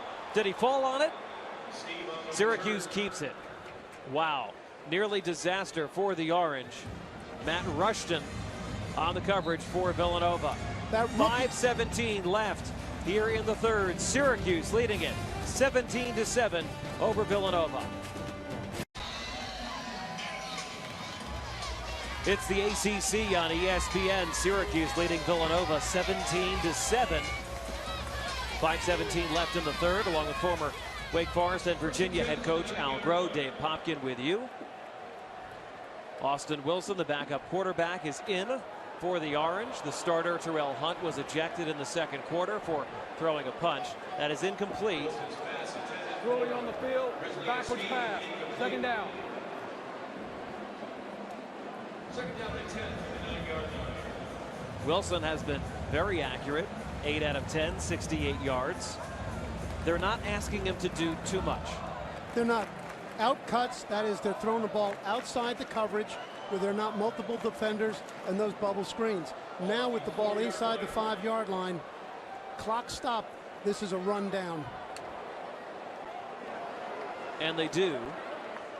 And not much. About 3 yards for the Cuse. Reggie Paris on the stop. Right, and Reggie Paris, and I'm going to try to get this one, okay, but that was Tawan Pasenyo. It's pretty good. Well, it was a better play by him than the pronunciation by me, but at least we tried to compete with him. Pasenyo is a sophomore from Ambler, PA, and that is caught by Adrian Fleming.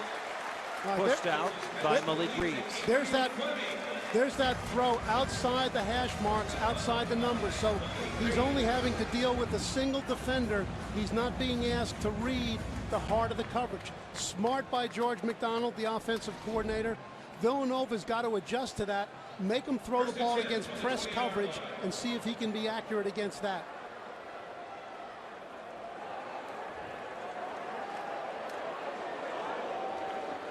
That is a strong run by George Morris II. He is the 3rd string tailback for Syracuse, but as Al mentioned earlier this quarter, the 2nd and 3rd stringers getting a chance here for Syracuse. The first team did not play great in the first half. Dylan Lucas with the stop for Villanova. This will be a run play. And it is to Morris. And Morris doesn't have much on the outside. In fact, he lost a yard. Austin Calitro, the sophomore defensive end. Yeah, that was a formation mistake, Dave. The 3 wide receivers were set into the short side of the field, which meant there was no room to throw the bubble pass. So even if it was a bad look to run the ball, the quarterback had no other choice. Villanova's gone up, and they are now pressing the outside receiver. 3rd and 10. Many flags down. False start. Number 72, offense. 5 yards. 3rd down. They got Ivan Foy. 3rd down and 15. Scott Schaefer's not going to be happy about that, and that they had an inordinate amount of those penalties last year. This is their home field. It's not especially loud. Right? It just is a focused concentration thing as an offensive lineman. Watch the guy across from you. Watch the ball. It's easy. 3rd and 15. Pressure here. Wilson escapes. Incomplete, intended for his tight end, Kendall Moore.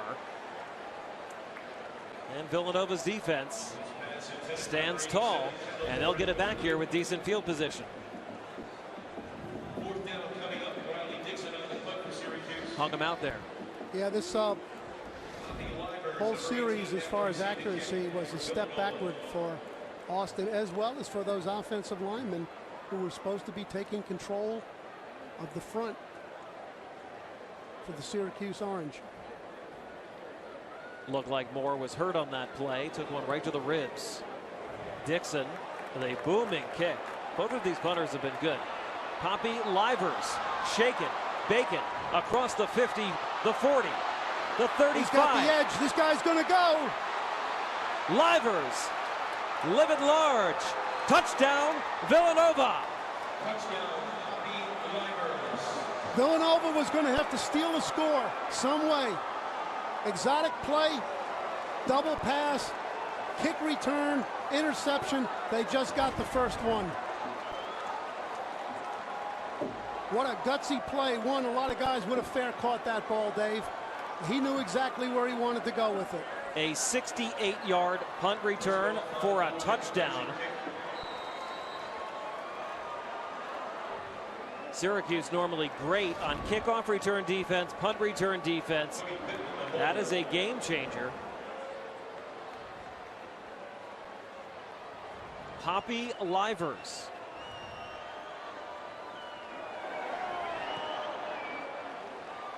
Now that extra point is good for Chris Goff. Syracuse 17, Villanova 14. There's a big block on the return for the Wildcats to spring Livers, and it was Don Cherry. And he went to the house, 68 yards. Villanova is right in it.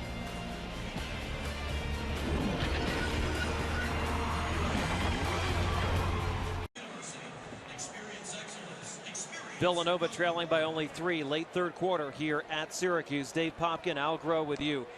That was just the second punt return for a touchdown in Andy Talley's 30-year Villanova career. Livers had the first one 2 years ago in the Georgia Dome against Georgia State. I guess he likes playing indoors. He's a dome returner, but what a huge moment right there. Puts energy and juice back in the Villanova sideline. You should have seen him, Dave. Okay, it was like New Year's Eve over there. They got confidence. They know they're in this. Livers with 126 out of 197 total yards for Villanova. Irv Phillips says, I can do that. Out to the 35. Chris Goff, the kicker, with the stop. Here's the game summary. The key plays in this one. The roughing the kicker, running into the kicker, gave Syracuse new life. A couple plays later, Prince Tyson Gully went 65 yards for a touchdown.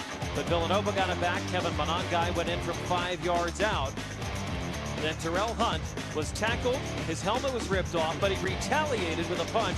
He was ejected from the game. So now the backup, Austin Wilson, is in there. He leads the drive to Amin Moore, who went in from 1 yard out. And Syracuse took the lead, airing it out. And now there's a flag thrown late against Jason Sinias. The intended receiver was Jared West.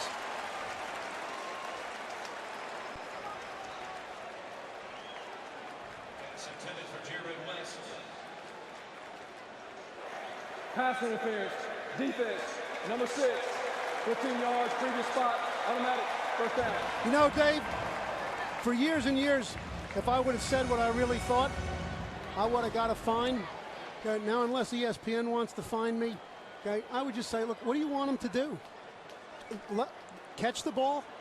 Okay, is that the defensive back's job, to just let him jump up and catch the ball? Or are you going to let him compete for the ball? He was out of bounds anyway. Sure. I mean, that's over officiating. I agree. Wilson is 9 out of 11 throwing the ball. He hands it off this time. Prince Tyson Gully is bent backwards by Cherry. He picked him off at the 48.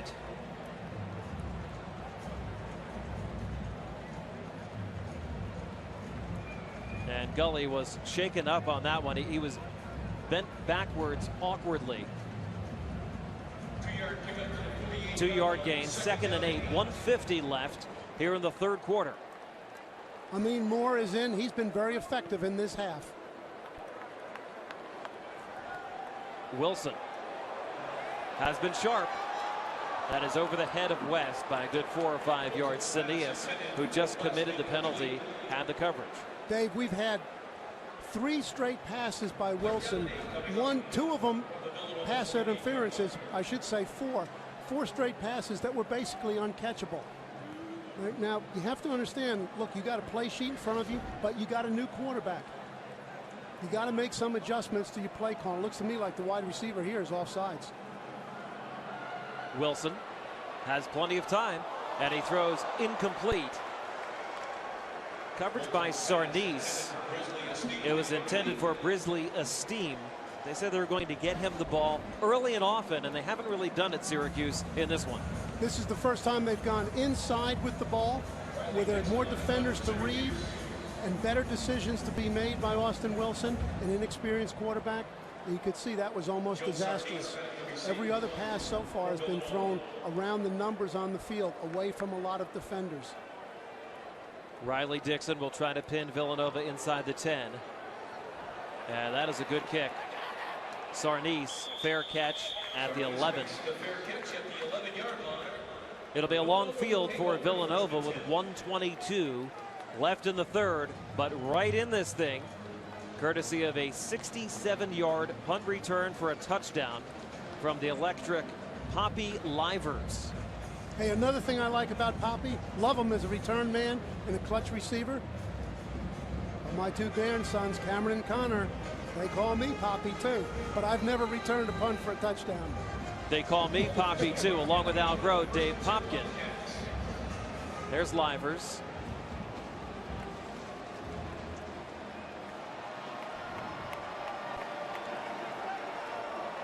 See what John Robertson, the Walter Payton Award candidate, has up his sleeve. The junior QB has time and is flushed out at the 17-yard line.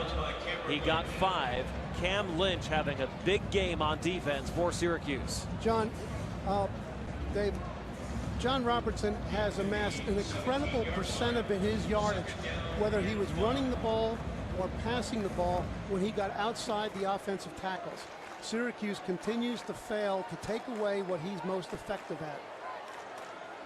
So true. Inside a minute to go here in the third. Lynch has 7 tackles on a sack so far for Syracuse. Robertson on the design keep. Out to the 21. He is shy of the first down. It'll be 3rd and about 1.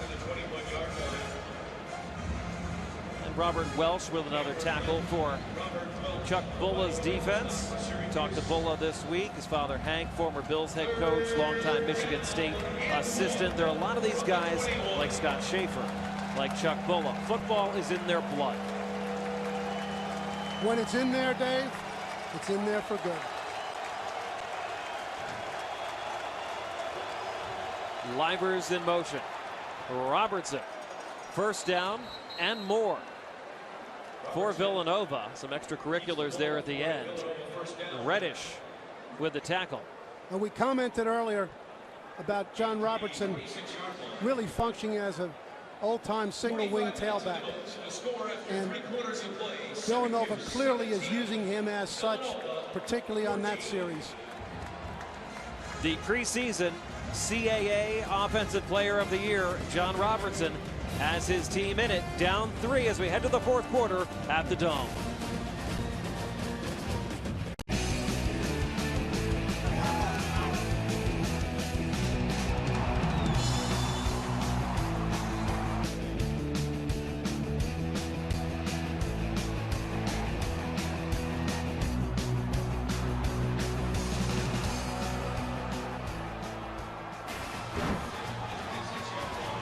Along with Al Groh and our ESPN crew, Dave Popkin back with you at the Syracuse Carrier Dome.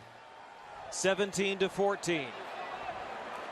The orange on top. Austin Medley has it for Villanova on first down, and he breaks outside for about 3 yards. Wayne Morgan with the tackle. He's been in there for Julian Wiggum, the starter, who was injured, looked like an ankle injury early in the game.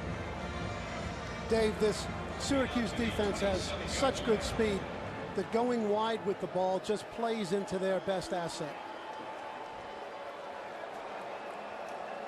They're going to rush the passer on this play. Looks like Lynch is coming on the near side, and he is. Robertson gets it away quickly to Petway, the tight end. That is complete for a first down. Out to the 37-yard line. Darrell Eskridge made the stop. All game long, John Robertson, as coached by the Villanova staff, has used the snap count beautifully to get a read on the constant Syracuse pressure. In that case, he saw it, so he knew exactly where the hot read was and got it there before the blitz. This is slower than Villanova usually plays because, as Al said, they want to use more of the clock and keep their defense off the field to rest them. Here is Robertson. Just floats it out to avoid the hit at the 30. Dave, watching the two sidelines during the third to fourth quarter interval, there was a distinct difference in the body language of the two sidelines. Now, body language doesn't win the game for you. All right? Execution does, and making big plays and situational awareness. But the Villanova sideline was full of energy, gathered together as a team. The Syracuse sideline had a lot of players standing by themselves without any communication with their teammates, just kind of staring out at the field. Pressure off the Villanova left side. Robertson throws complete to Wells, but it's blown dead. Flags everywhere. Delay of game. Offense. 5 yards. Second down. Well, that time John used a little bit too much of the clock to try to get a pre-snap read on the blitz, and it cost him 5 yards.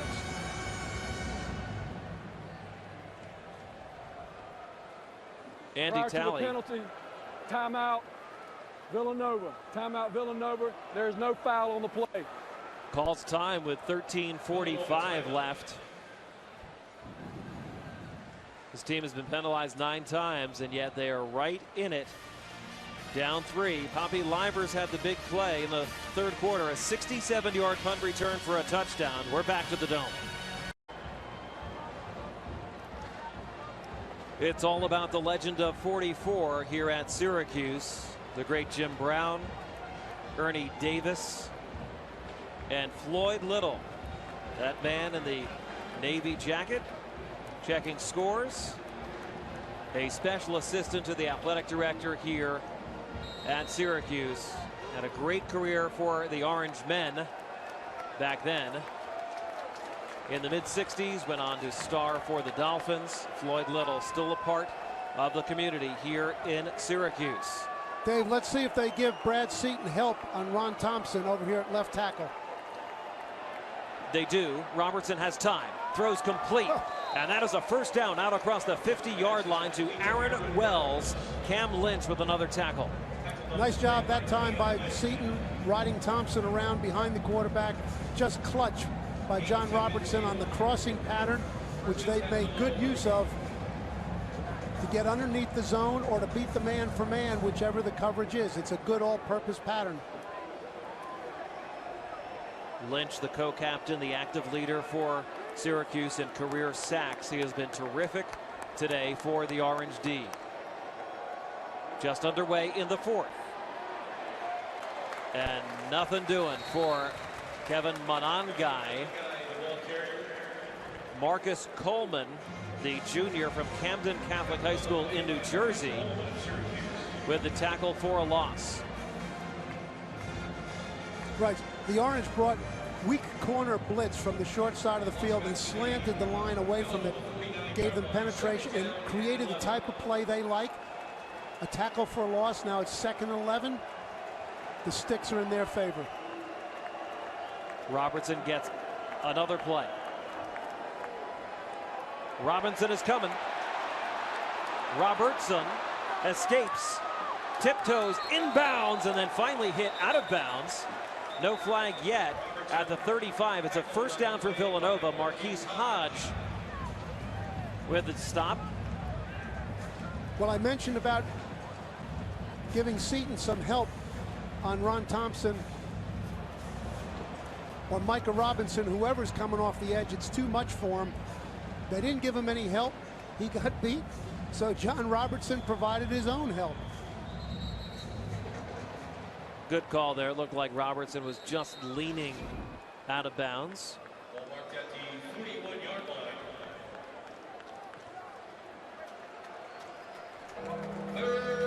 They say he stepped out at the 41, so it's 3rd and 1 for Villanova. He does not have the first down. Inside 12 minutes to go. Robertson, no problem. He picks up the 1 and a couple more. Up to the 37-yard line. What a great running quarterback. Micah Robinson with the tackle. Hey, on those called quarterback runs, Dave, on the pass plays, he looks like a real accomplished quarterback. On those called quarterback runs, he looks like a real accomplished tailback. This guy's a real chameleon. I mean, when he's a passer, but when he's running, he's not a running quarterback. He's a tailback type runner. Hopefully he's a quick healer, because it looked like he was shaken up on that last play and is coming out of the game. Well, that's the risk that you run with a running quarterback. Chris Poloni is the backup, and he is in there. So both backup quarterbacks are in this game, adding to the drama as Villanova tries to upset Syracuse here on the road. On the offense, 12 in the formation, 5 yards, 3rd down. As they get the new QB in there, it's a 12 men on the field penalty. All right, they weren't trying to deceive. They were trying to get a new quarterback in the game. Cost them 5. 1st and 15 at the Syracuse 42.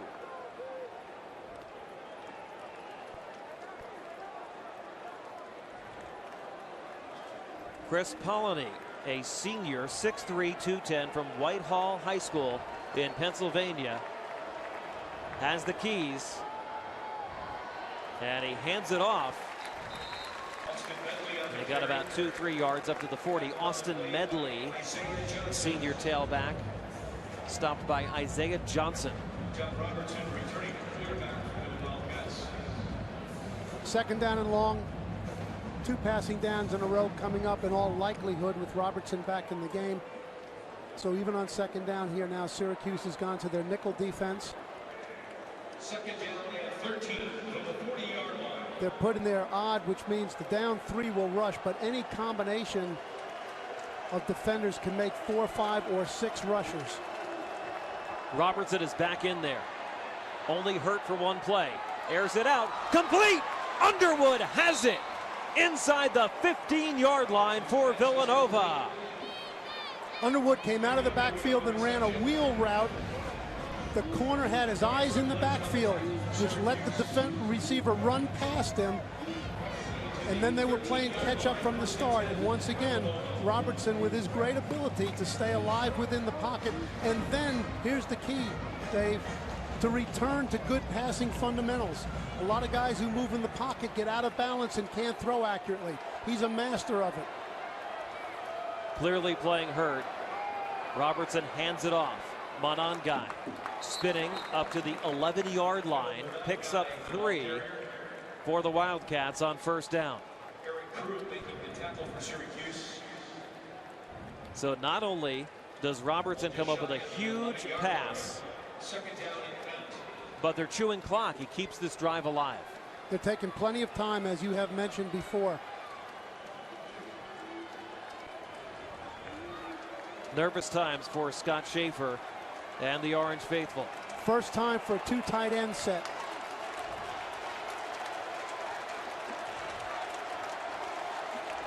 Petway in motion. On 2nd and 8. Robertson keeps. And it's blown dead. Timeout. Villanova. That's Well, the second timeout in the second half. Dave, you hate to have to burn another one. Full timeout. But when you're in the scoring zone, the opportunity to score points trumps any other circumstance. 9:07 left. Villanova driving down 3 here at the Carrier Dome. This is the ACC on ESPN. Villanova just had to burn their second timeout. They trail by 3 on the move here. And Robertson, you can see the frustration. But he knows what's on the line. He's proven to be a totally focused player. He's over it. He's ready to get on with the next play. 2nd and 8. Press coverage on the outside. They're not going to allow any easy throw.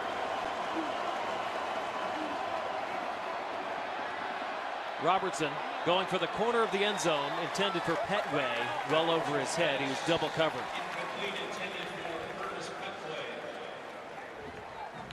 Brings up 3rd and 8.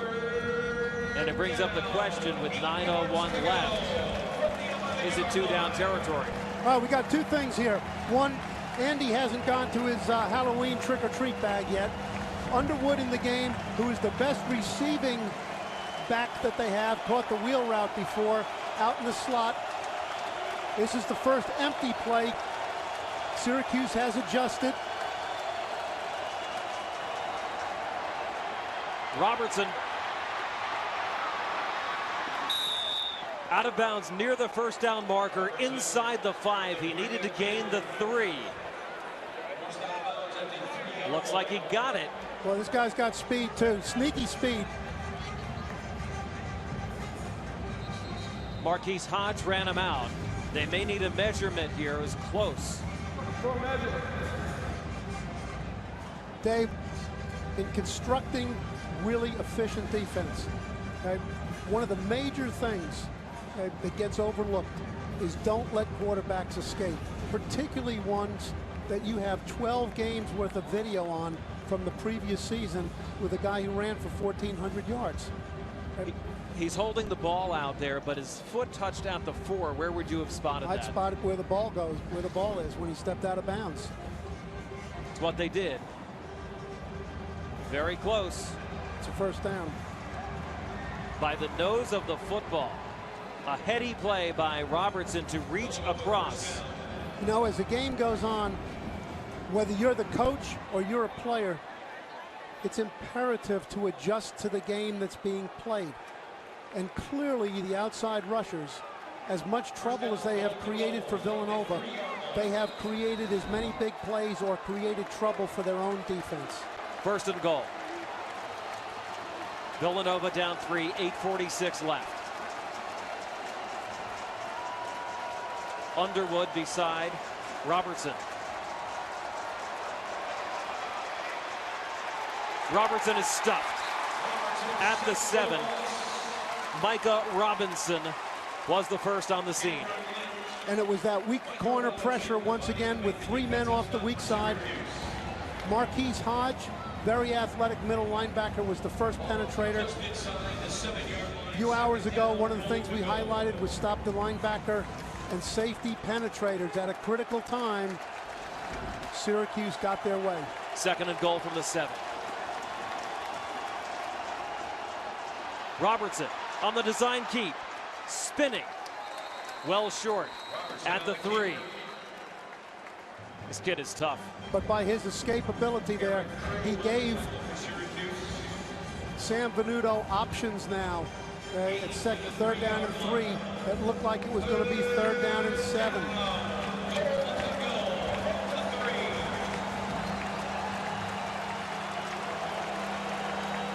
I would not be surprised to see Livers go in motion from left to right and Robertson to sprint out to his right and throw the ball to the flat. Livers in motion. There's that crossing route. Incomplete. Batted down.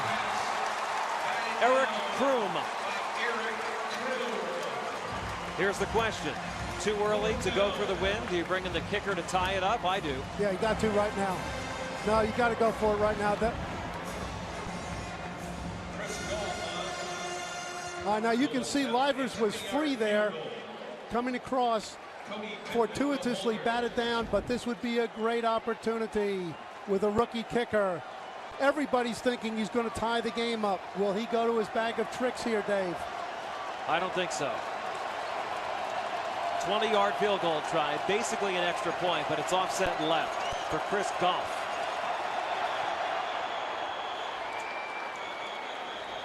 And there is a flag down. Delay of game before the kick. Wow.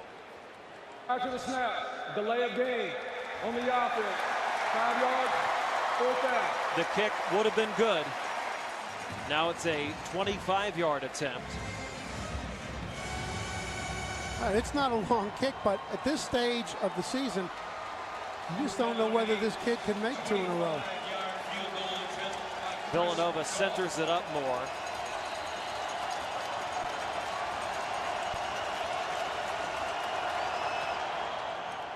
No problem for Chris Golf, the first-year kicker out of St. Augustine Prep and Winslow, New Jersey. We are tied at 17 with 7:14 left. Hey, we're having some fun with this one, Dave. We'll have some 7 minutes more of fun, too. Villanova has tied it up behind the gritty John Robertson. We're back.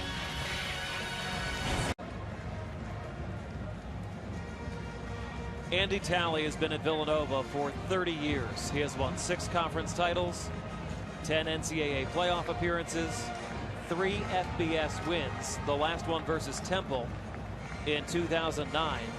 He won the national championship that same year, 2009, but Al Groh, this would be a marquee win for Andy Talley in his career if the Wildcats could pull off the upset. Deep kickoff is out of bounds. Dave, it's already a marquee performance. Okay, but here's something that doesn't show up in Andy Talley's one-loss record. The Bone Marrow Foundation. On the kicking team, Syracuse elected to take the ball 30 yards previous spot, which puts it at the 35. First down. The Bone Marrow Foundation, which he founded and has now spread to 40 other schools in the country, has directly saved 117 lives. He will receive the Rod Carew Award from the Be the Match Foundation on September 12th for all of his work with bone marrow testing, donations. One of his former players ended up being a match and helped save a life. Prince Tyson Gully out across the 35 to the 37-yard line, got about 2, tackled by Matt McCann.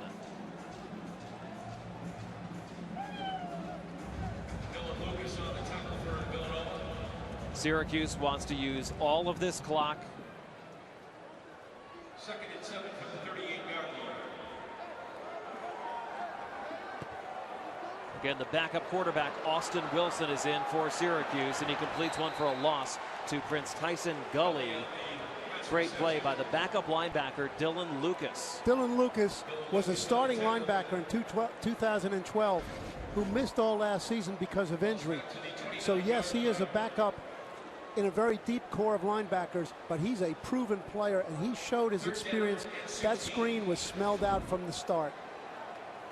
Boy, this is a big play here now. Villanova to get off the field and get the ball back. On 3rd and 16, incomplete, intended for West, didn't have the angle. Double coverage by Reeves and by Harmon, and McCurry would have been there if he caught it to tackle him shy of a first down. A little late on the read by Austin Wilson. When he's a little more experienced, he'll see that read much sooner. The ball will be thrown before he has to rush. What hurt him on that play was his mechanics. He was out of balance. His feet were awkward when he threw the ball. It had no chance. Poppy Livers returned one 67 yards for a touchdown earlier in this game, and he might have a chance here. Livers from his own 20. Escapes 3 tacklers and a 13-yard return. Tackled by Desir. Here is the drive that tied the game for Villanova. Robertson was injured for a play, came back in there, stuck his nose in. They had to use the backup quarterback for one play, but that 27-yard catch by Gary Underwood. And this play that barely picked up the first down set up a 25-yard field goal by Chris Golf. And we are tied at 17.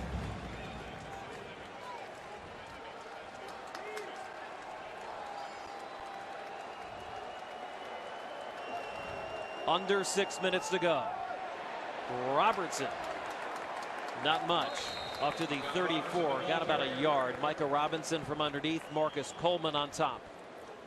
Now that one wasn't a scramble, that was a called quarterback draw. Tackled by Eric Cruz. Syracuse player is down, and it looks like Eric Kroom, who's had a big game.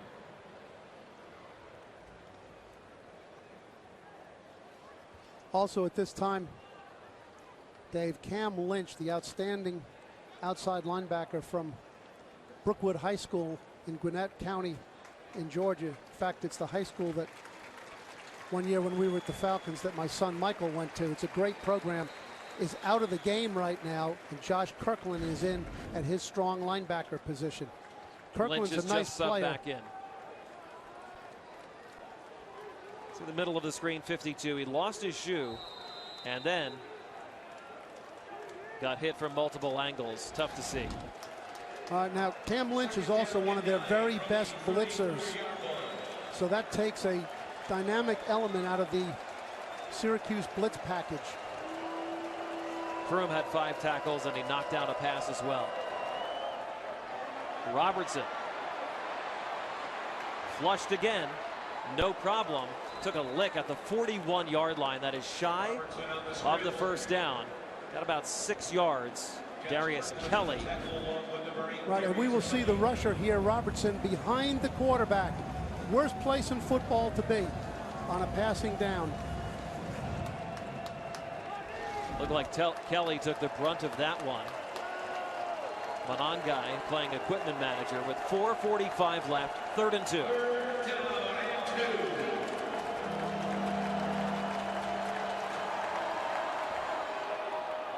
Robertson throws, complete, first down. Mike Burke, the junior from Columbia, PA. That might have looked like not the greatest throw, Dave, but I'm going to say that John Robertson saw the defender right on the back of the receiver where he would have been able to reach around and play the ball in his arms. So a smart quarterback will throw the ball down there low where only his receiver can get it. That was some catch. Julian Wiggum is back in for Syracuse. He was injured. Catch. Previous plays under further review. Sure, all it looks like is a 3-yard catch, okay? But what it is a smart throw and an excellent catch that this late in the game retains possession for Villanova. Oh, it was a huge first down, and Scott Schaefer has challenged it. And why not? With 4:19 left, take another look. I think he caught it.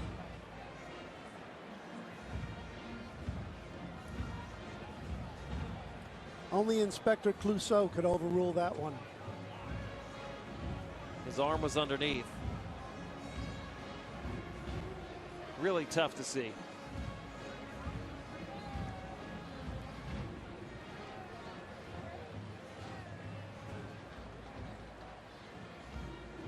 I don't think it touched the ground.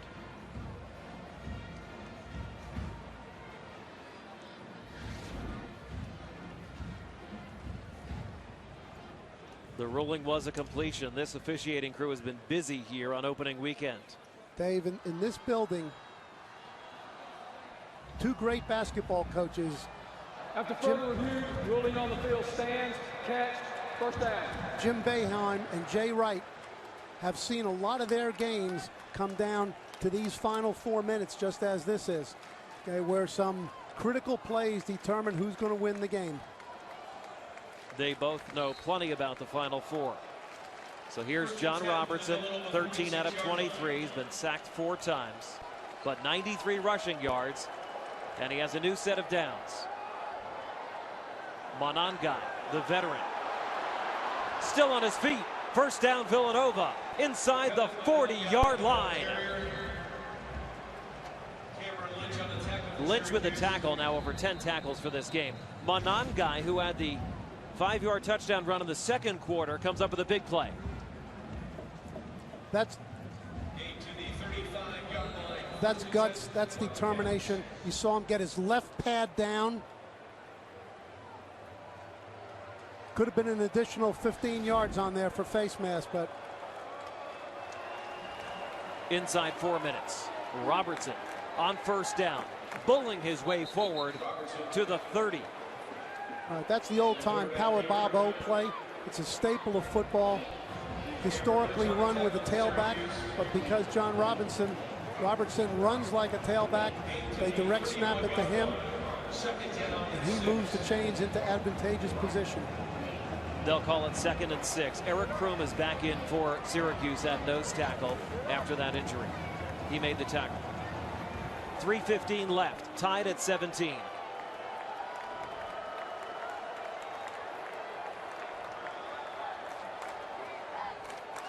Robertson calmly completes it to Petway. That is good for a Villanova first down at the 19-yard line. Got 11. Desir with the tackle. Now the clock management is significant here for both teams. Syracuse has 3 timeouts. They have to decide if they want to use some of those now to give themselves a chance to win at the game at the end, because it's either going to be tied or they're going to be behind. Villanova wants to use all the clock they can and win the game at the end, touchdown or kick. Keep in mind, Villanova does have an inexperienced kicker in Chris Golf. Robertson on first down. Keeping plays alive, finally ripped out of bounds at the 17-yard line by Darrell Eskridge. He got 4.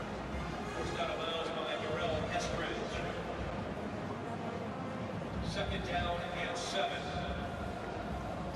They'll call it 2nd and 7. 2:10 left. Syracuse not calling time. Syracuse can't afford to let this clock run down like this. This is why you do save your timeouts. They have all 3 remaining. Inside 2 minutes.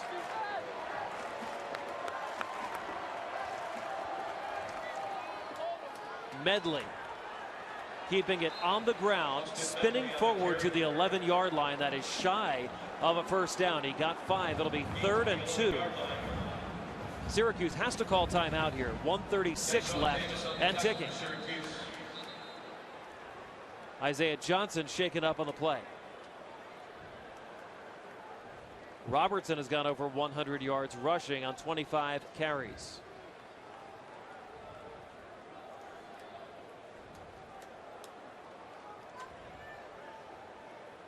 Now Johnson walked away from it. It's another Orange player down at the 14.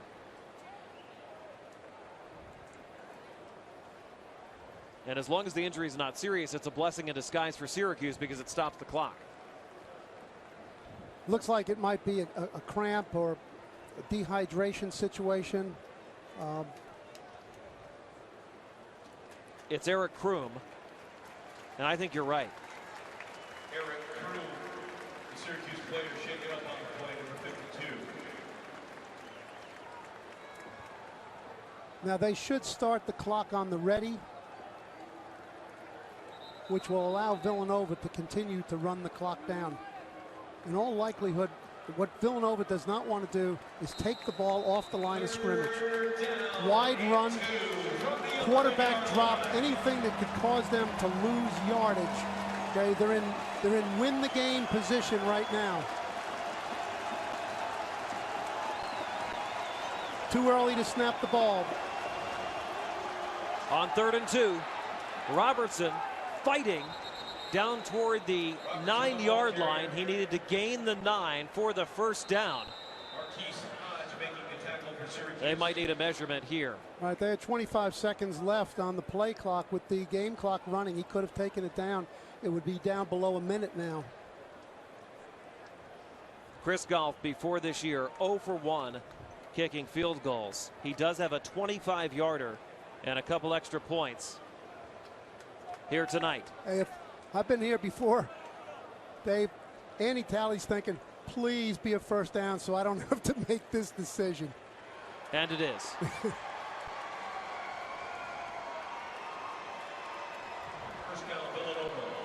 Would have been 4th and 1. Run the ball forward, keep it in the middle, preach ball security, let John Robertson. Timeout, Syracuse. First timeout. Well, the clock was going to start on the ready.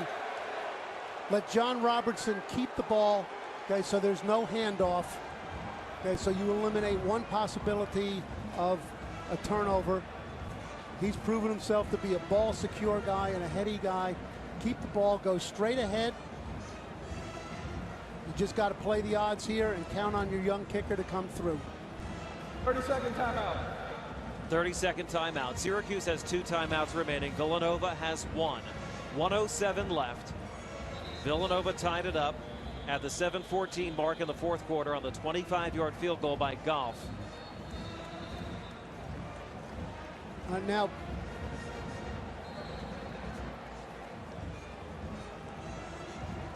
Chuck Buller, the defensive coordinator, is surely going to be calling inside pressure to try to dislodge the snap, try to crack somebody through and cause a negative play and a fumble at the contact point. By having the quarterback in the shotgun, he is not vulnerable to a quick penetration. Robertson hands. Monangai dropped for a loss at the 14-yard line. It'll be 2nd and goal from about the 13.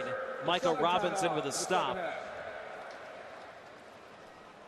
2nd timeout for Syracuse, but they lost that challenge. 1:03.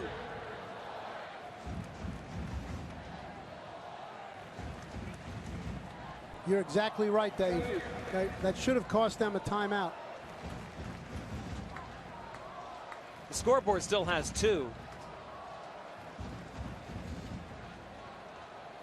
They should have none. All right, the scoreboard should take it down to 1, and that should be subtracted by another 1 due to the lost challenge. Please correct the scoreboard. Syracuse had 1 timeout remaining. 1 timeout remaining. It was an official review and not a Syracuse challenge. So we are told that Syracuse has 1 timeout remaining. So does Villanova. They have changed the scoreboard. 1:03 left, tied at 17. See what Andy Talley calls here. Right, you definitely want to keep the ball on the ground and make Syracuse use their timeout. So when they get the ball back, they have no timeouts left. Wells in motion. Robertson on the keep. Robertson down to the 10. Robertson to the 10-yard line. Timeout. Syracuse. Now Syracuse uses their final timeout with 58 seconds left. Dyshawn Davis had the stop. Cameron Lynch and Michael Robinson combining to make the last Syracuse tackle.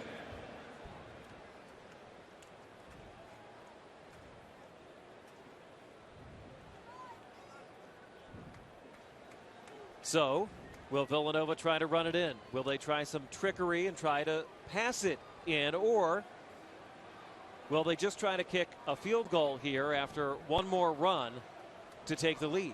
You can overthink some things, Dave. Yeah, they got a rookie kicker. Sure, there could be pressure on the kick, but they've done everything to put the player in position. So, as a coach, that's what you want to try to do. You want to put your players in position to make a play. This is what this kid's on the team for. Okay, he didn't just become a kicker this year. He's made kicks in his life. He's just got to step up and make the kick. And Syracuse is operating with their backup quarterback. He'd have to go the length of the field to try to win the game with no timeouts left and less than a minute to go. That would be a tall order. Well, here we go. I had it wrong. This is 3rd down here. From the 9. Robertson just noses it right into the line, right into the center of the field. Gets to about the 8-yard line. 4th down and goal. We got 30 seconds and running. It's going to take it down to 16 seconds when the kicker comes on the field. Now, Dave, every once in a while you hear people talk about the football gods, if there is such a thing. Please reset the game clock to 54 seconds and the play clock to 40 seconds. They will both start on my signal. 54 on the game clock, 40 on the play clock. But the way this Villanova team has played today, and the game that Andy Talley, his coordinators, Sam Venuto and Billy Crocker, have put together, and the way his players have stepped up, not just John Robertson, but all of them, the football gods owe this one to the Wildcats.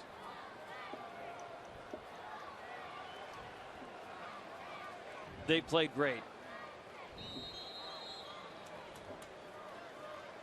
Big plays to keep drives alive. The 67-yard punt return for the touchdown by Poppy Livers. Syracuse fans can't believe it. They have to reset both clocks here, so it's going to take a moment. Effectively freezing the kicker, the senior Chris Golf, out of Winslow, New Jersey. Yeah, but what it also does, there's no hurry to it either. Go out there, get set, get comfortable. 4, 3, 2, timeout. Villanova, final timeout, second half. They use the clock and run it down to 15 seconds left. It's what he's done today. 1 for 3 in his career.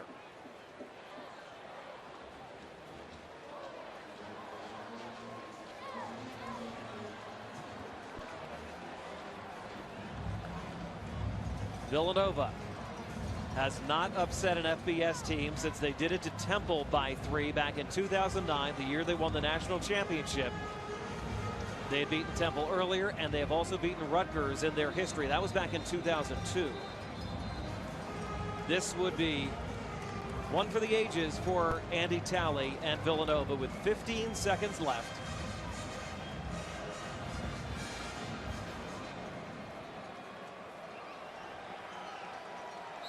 It'll be from 25 yards out. Syracuse will rush all 11. This is called desperado rush. Snap's the first thing that has to be good. Good snap. That kick is up, and it is no good. Wide right.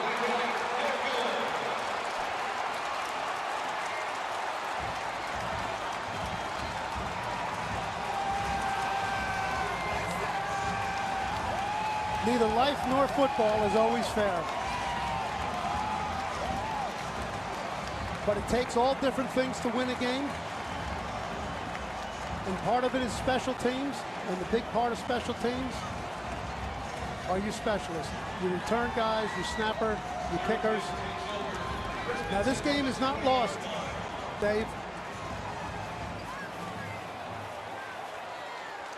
Hard to believe. Hey, I got a Super Bowl ring because the guy was wide right. So 1990 with the New York Giants. Golf might be needed to kick another field goal in overtime in this one.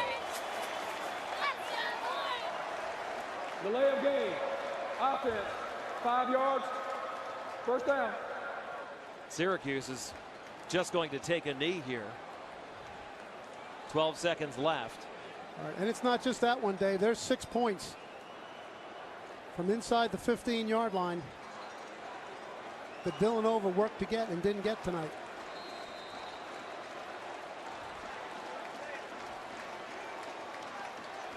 It's a heartbreaker so far for Nova. Well, they better get around that kicker because Gully. Everybody better get around that kicker because in these overtimes, field goals become as big a factor as touchdowns, and there's a good likelihood that guy's going to be called back out there again.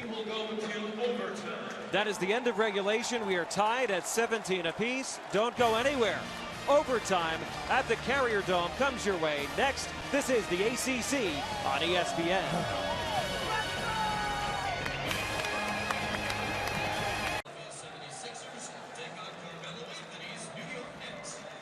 A lot of pressure for a 22-year-old kid. And somehow that kick by Chris Goff missed wide right. Looked a little wobbly coming out. It was a huge rush, obviously, by Syracuse, but just longer than an extra point. The length wasn't the issue. Tied at 17, headed to overtime. Here are the rules. They used to call this the Texas tiebreaker back in our day, Al. Coin toss for the choice of offense or defense or the end of the field.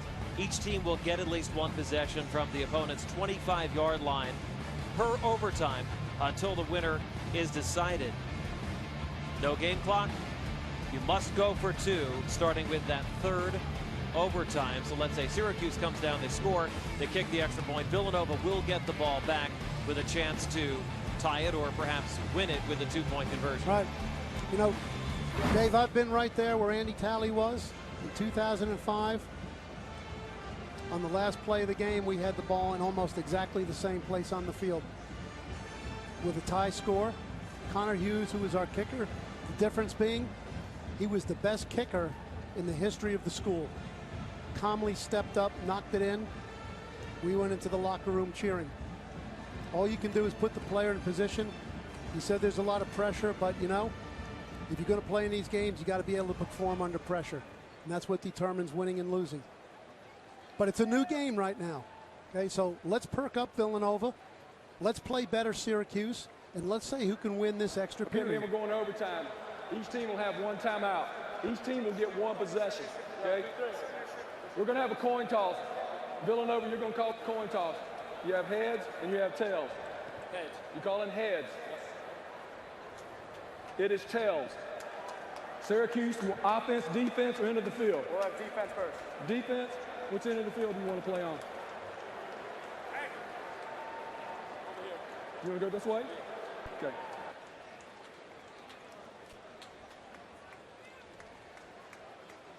Syracuse will play defense. Nervous times for these two coaches 25 for Villanova. at different points in their career. Andy Talley is 35th year. Scott Schaefer is 2nd year as a head coach here at the Cuse. Key plays tonight. There were a ton of them. Terrell West, the quarterback for Syracuse, ejected for that punch on Dylan Lucas. Austin Wilson had to come in and replace him in the second quarter. Poppy Livers, yes sir, 67 yards for the touchdown. That brought Villanova to within 3, 17-14 with 2:34 left in the third quarter. And then with a chance to win it with time running out in regulation, Chris Golf, who had made a 25-yarder just 7 minutes prior to that, misses there to send us to overtime. Villanova gets the ball first from the 25. Robertson has all kinds of room, and he goes out of bounds after a 6-yard gain. Run out by Eskridge. You know, Dave, Bill Parcells had a saying, how many times you got to get hit in the face with a skunk before you smell it? Syracuse, we've been here since 7:30. How many times are you going to let this guy run outside the defense? Apparently at least one more time. 2nd and 4. Gullius, Petway, and Burke are the receivers.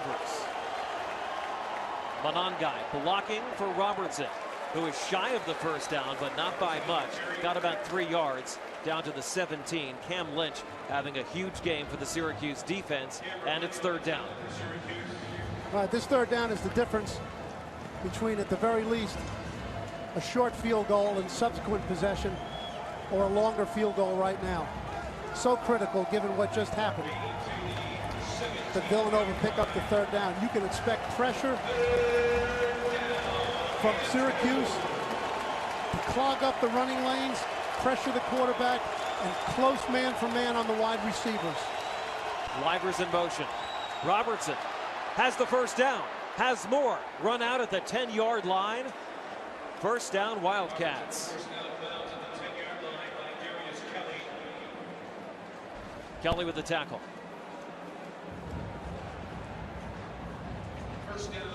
It was the block of Vince Kowalski. That's the 54th play, Dave, runner pass, in which John Robertson has handled the ball. 119 rushing yards for Robertson, approaching 300 yards of total offense for him. On the hand, Monangai lost a bunch, fumbled the football. Syracuse has it. They'll say he's down first. Welsh with the tackle. Villanova keeps it. Real good play, leverage play by Robert Welsh. Had his pads underneath the blocker. pushed him back, got penetration. Looked like he was on his back when the ball came out. So it is second down and 14 for Villanova. Kind of time for a throw into the end zone.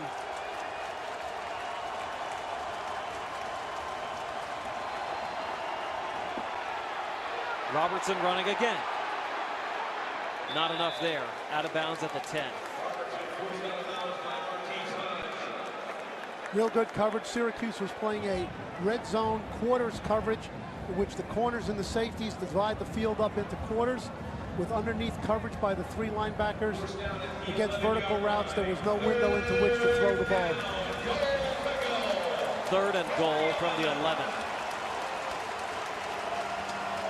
First possession of overtime, tied at 17.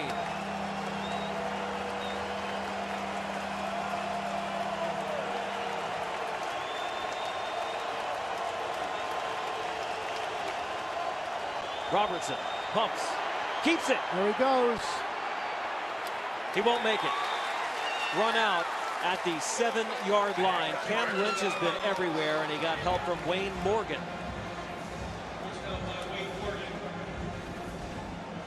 The Syracuse secondary has really stepped up on those last 2 passes.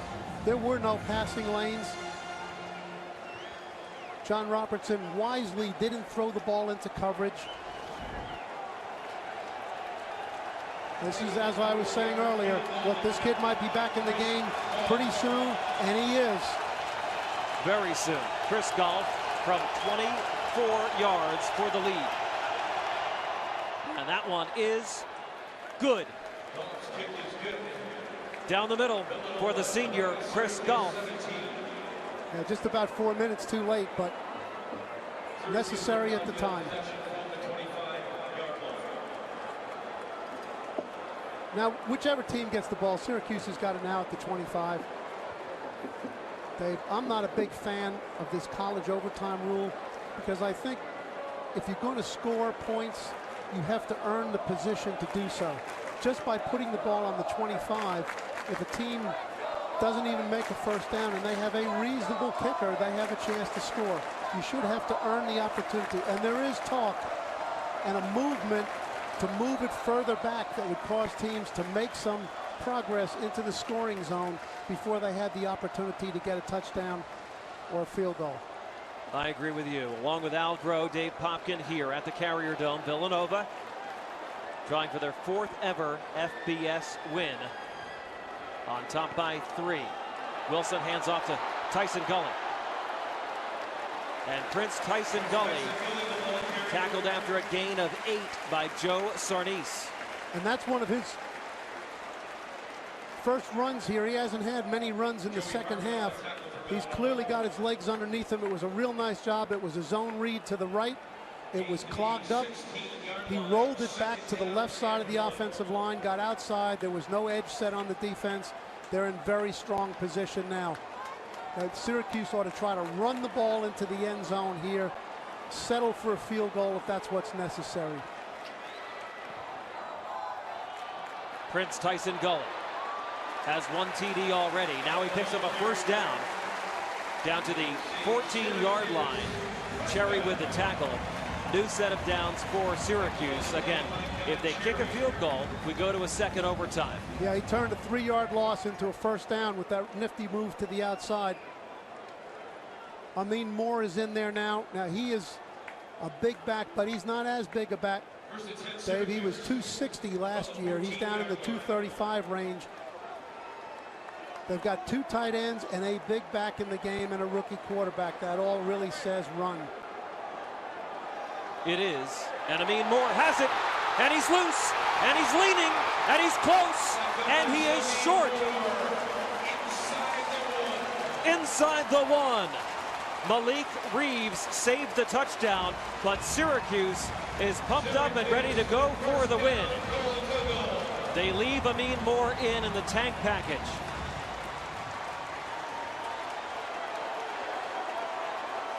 Wilson, hands. Amin Moore is stopped at the 2-yard line, 2nd and goal. McCann with the tackle. Look, Villanova's got to do it 3 more times. Second down, goal to goal. Villanova's now coming in with more defensive linemen. Go to a goal line style defense. Second down, goal to goal from the 2 The Orange have this veteran offensive line. They're big, strong back in the game. It's late in the game. Got to trust the players here. Play clock running down to 7. Now down to 4. Wilson doesn't have much time. And that is a delay of game.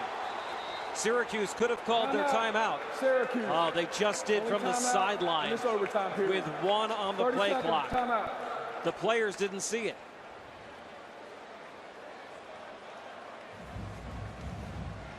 Right, a veteran quarterback probably would see it. Dave, perhaps the viewers can see. It's right in between the goalposts, right up there. When a quarterback doesn't have as many things on his mind as probably Austin does, he has time to look up at the clock and assess the situation. But that's very understandable, okay, given this is his first time out here with the game on the line. Austin Wilson had to come into this game for the starter Terrell Hunt in the second quarter. He is just a sophomore. Here are the 2 big runs for Syracuse on this drive. And these are individual effort plays by the runner here, taken to the outside, missed tackle by McCann. This is how close they came to the win. About a foot by Amin Moore. And it looks like his knee was down actually further away than that. Second down and goal from the 2. Goal from the 2-yard line.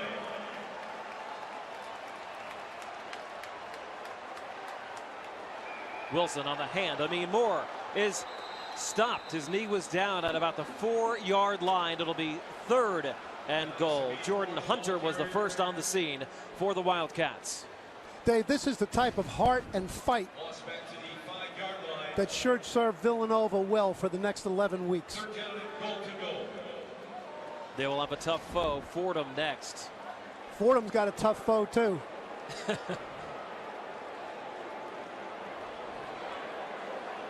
3rd and goal from the 5.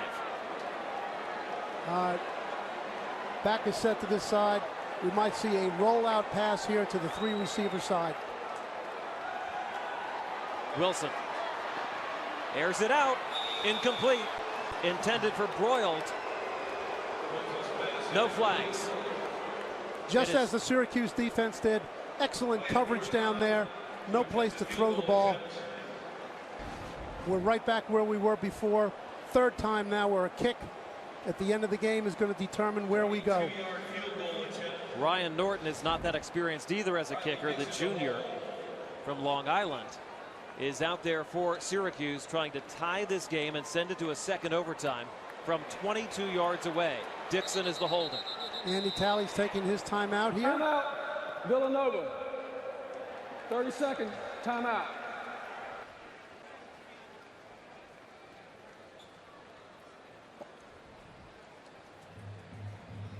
Made one from 38 in this game. As long for his career is 44. The length is not the issue here. It'll be a 22-yard attempt.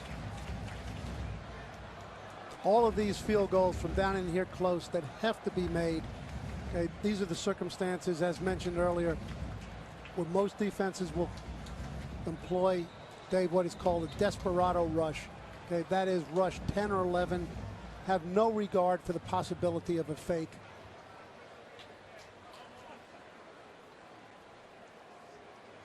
I don't think they're faking here. Syracuse wants to send it to a second overtime. Ryan Norton, the junior. Good hold, and that kick is good. Tied at 20, headed to the second overtime here at the Carrier Dome.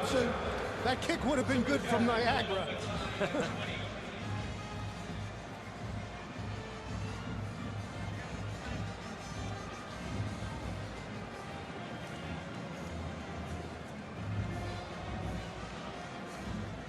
The referee, Gary Patterson, has been so busy in this game. He goes to talk to Andy Talley.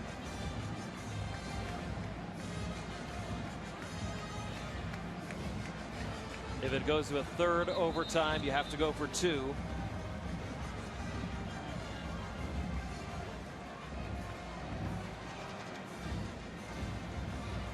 Syracuse won the toss before the first overtime, elected to play defense and take the east end zone. Villanova has elected to go on defense. Be first down Syracuse at the 25. So Villanova gets the choice this time, and they want defense. Villanova has 1 timeout. Thank you. These teams must be exhausted. Well, it's serving Villanova well here at the end that they were able to keep the early first half play count down for Syracuse. Otherwise, they would be gassed. Now, Dave, if you're Syracuse, your field goal kicker has proven he's got a lot of range. Syracuse from the 25-yard line. Would you take a shot right here? No, because Villanova has a dangerous quarterback in Robertson, and they score a touchdown, they win the game. Try to get the touchdown. Gully can't do it. Stopped at the line of scrimmage by, oh, it's ripped out of there. And McCann finally falls on it. He was one of the tacklers. They'll say he was down.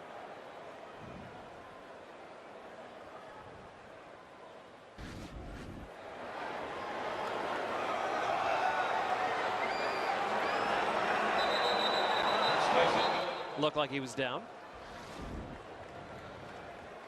Second and 9 from the 24-yard line.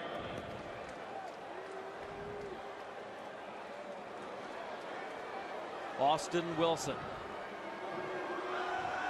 Out of the gun. Fires it. West. Jared West. Down to the 11-yard line. Sanias with the tackle. That's a big catch for the 5th-year senior out of Bethlehem, PA. Yeah, real good throw. That's a double slant. 2 outside receivers slant to the inside. The third receiver goes to the flat. It's a classic West Coast pattern, which West Coast passing is the basis for the Syracuse passing game. Single coverage on Fleming left, West right. They run it instead. Gully is stopped. This Villanova defense has been terrific.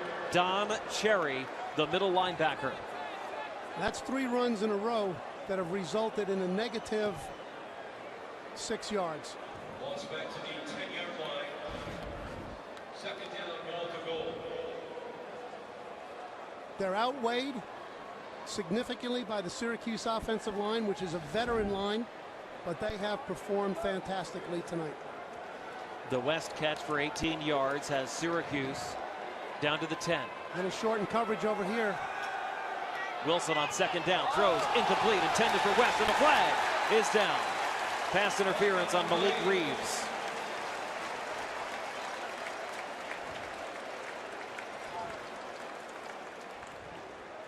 Pass interference. Defense, number 27. By rule, the ball will be spotted at the 2-yard line. Automatic first down. They were just inside the 10. Ball is spotted now at the 2. First down, goal to goal from the 2-yard line. Tough call. Very tough. I've already made my statement on those. Second time it's happened to Villanova. Questionable pass interference call. Big difference between being at the 10 and the 2. Big difference between first down and third down. Goal line offense against goal line defense. They're going to run the power play to the left. They do. And Amin Moore is ripped down behind the line of scrimmage. Again, the Wildcats clawing in there. Joey Harmon with the tackle. That's their signature goal line short yardage play. They're hanging their hat on that. That's a wise thing to do. Clearly well planned for also in defense by Villanova. Remember, if Syracuse scores, Villanova will have another chance in the second half of this second overtime. Tied at 20. Both teams kicked field goals in the first overtime. Amin Moore has more room this time, but he is stopped just shy of the goal line. One goal line stand after another for Reggie Paris and Villanova. Ball at the What an effort this has been.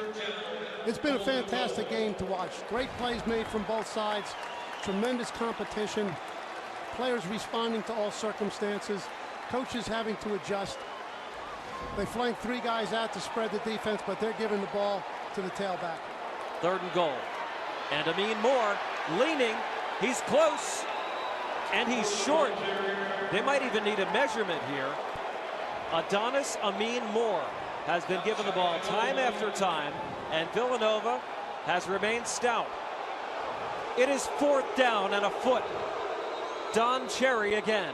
2 straight tackles. On the field was the runner was stopped short of the goal line. Previous play is under review. Wow. Now, besides reviewing this play, Dave, this stoppage here is going to allow Coach Scott Schaefer to reconsider whether he wants to kick it here or not. He was stopped. We often see that circumstance. The coach sends the kicking team out there. He has second thoughts, sends another unit out there, or vice versa. Despite the lack of success on the last, however many, 7, 8 running plays, with the ball right here and a chance to put all the pressure on Villanova. To further review, ruling on the field is confirmed. Runner was stopped short of the goal line. 4th down. Keep in mind, Syracuse's starting quarterback not in there, ejected for throwing a punch in the 2nd quarter. He might get the ball in a running situation like this, but he's in the locker room. So what does Syracuse do on 4th and a foot? Hey, I'm like everybody that knew what I should do for 45 years. It's easy up here to say what to do, all right, because your name isn't attached to it. But given the way things are, I try to win the game right here. Put all the pressure on Villanova. Syracuse will try to kick the field goal instead, with Dixon the holder and Ryan Norton the kicker. Again, either way, Villanova will have a chance and get the ball. On the short side of from the short side of the field, Syracuse has brought an extra offensive lineman over to take away the angle of rush from the wide field. It's a fake. Dixon has it. Dixon throws. Caught! Touchdown!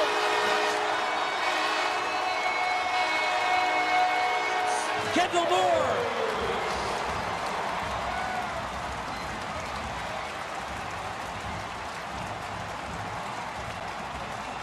Hey, very neat. Exciting to see Coach Schaefer go for it in those circumstances. Go for the win and to see the players come through. That was not, I would say, a desperado situation because you're still going to get the ball back. Obviously, there was no coverage on the receiver. He was wide open. But let's give all the credit to Syracuse for a great call by Scott Schaefer and excellent execution. They go for 1. 27-20 Syracuse. And Villanova will get the ball back, but how about that? The punter slash holder, Riley Dixon, with a pass to Kendall Moore. Touchdown reception by Kendall Moore.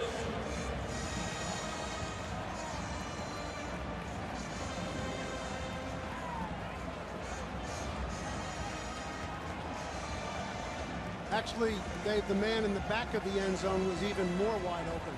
It's a question whether Dixon had enough arm to throw it that far. That might be his range.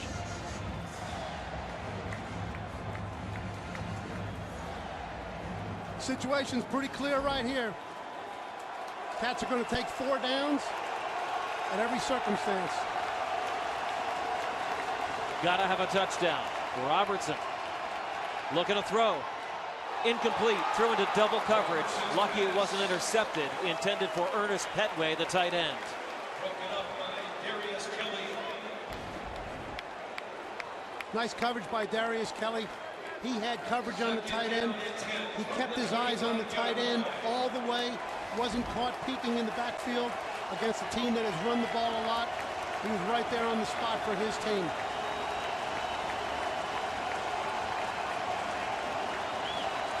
Double A-gap pressure. Robertson running. Not much there. He makes some ground up to the 20. He got 5 yards. It'll be 3rd and 5. A miracle that he got 5. Hodge with the tackle. That's been one of the major Syracuse blitzes all day. Double A gap up the middle.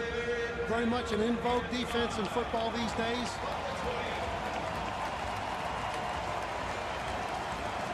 Syracuse is a dictate the action team. In these next 2 downs, you can place your bet on the fact that there's going to be at least 1 pressure. Pretty good chance they're going to be 2. Single coverage on Goulias near side. Robertson. That's caught. And that's Underwood, and he gets across the 10. It's a first down for Villanova. 1st and goal. It was that perimeter pressure, well anticipated by Sam Venuto to get the quarterback out of the pocket, away from the rush. And again, the story, John Robertson outside the tackle box, runner and passer, tremendous amount of yardage in the game. You know Andy Talley is already thinking about it. Do you kick the extra point to tie or just try to win it with a 2-point conversion if you score?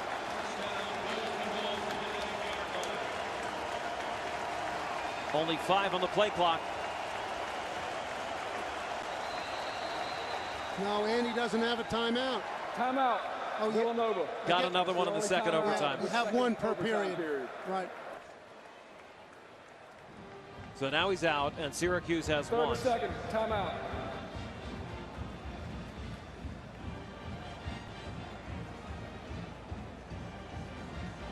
What a game. Villanova had a chance to win it in regulation with a 25-yard field goal that slid wide right. Their last win against a big-time team, an FBS school, Temple, in 2009. But Villanova has been such a great program over the years. 10 NCAA appearances, 1 national championship in 2009. Winning teams every year. Brian Westbrook, Howie Long, a great lineage of players.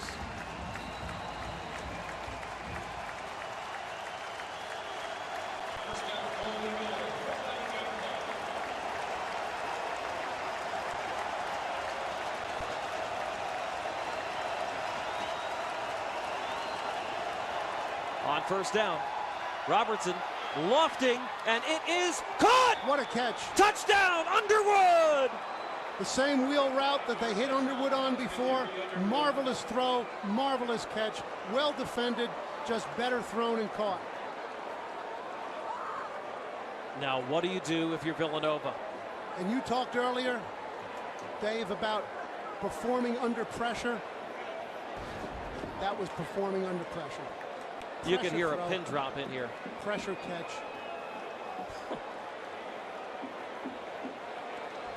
If Andy doesn't decide soon, he's going to have a delay penalty. They're going for the win. Going for the win right here. Villanova is going to win it or lose it on this play in overtime. Going for 2.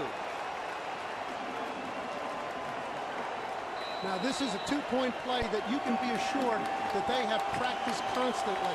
This is their win the game 2-point play. Robertson on the fake. They stopped him, and Syracuse wins the game!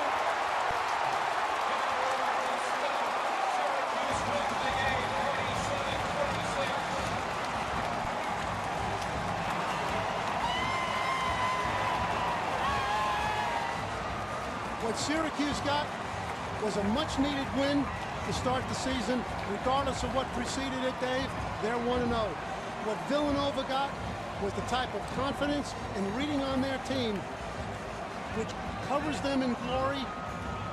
And once they get over this, you can see we can really do something this year. Andy Talley showed guts and he went for the win. Didn't have to, but he went for it. And Robertson had no chance. Well, at that stage, Dave, Andy had asked and gotten about everything from his players that he could get. Robert Welsh had the touchdown saving tackle. Villanova will have to host Fordham on the 6th. Syracuse will get a week off to recoup before going to Central Michigan on the 13th. Scott Schaefer and the Orange escape on this play as Villanova went for two.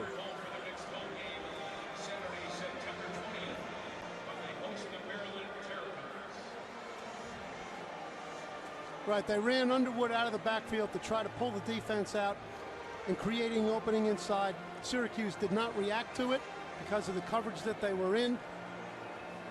There was just too many people in there, too much size, too much bulk.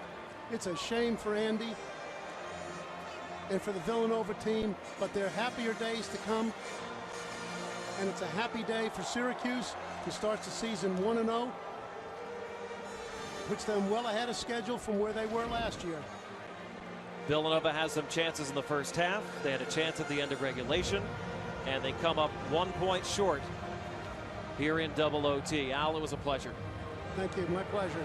Great game. What a way to start the football season. For Al Groh, I'm Dave Popkin, saying so long from Syracuse, where the final score is Syracuse 27, Villanova 26 in double overtime. To watch this entire game on replay, as well as other games on our family of ESPN networks, log on to watchespn.com or download the Watch ESPN app. So long from the Dome. If the rest of the season is as good as this, we're going to be happy. This has been a presentation of ESPN.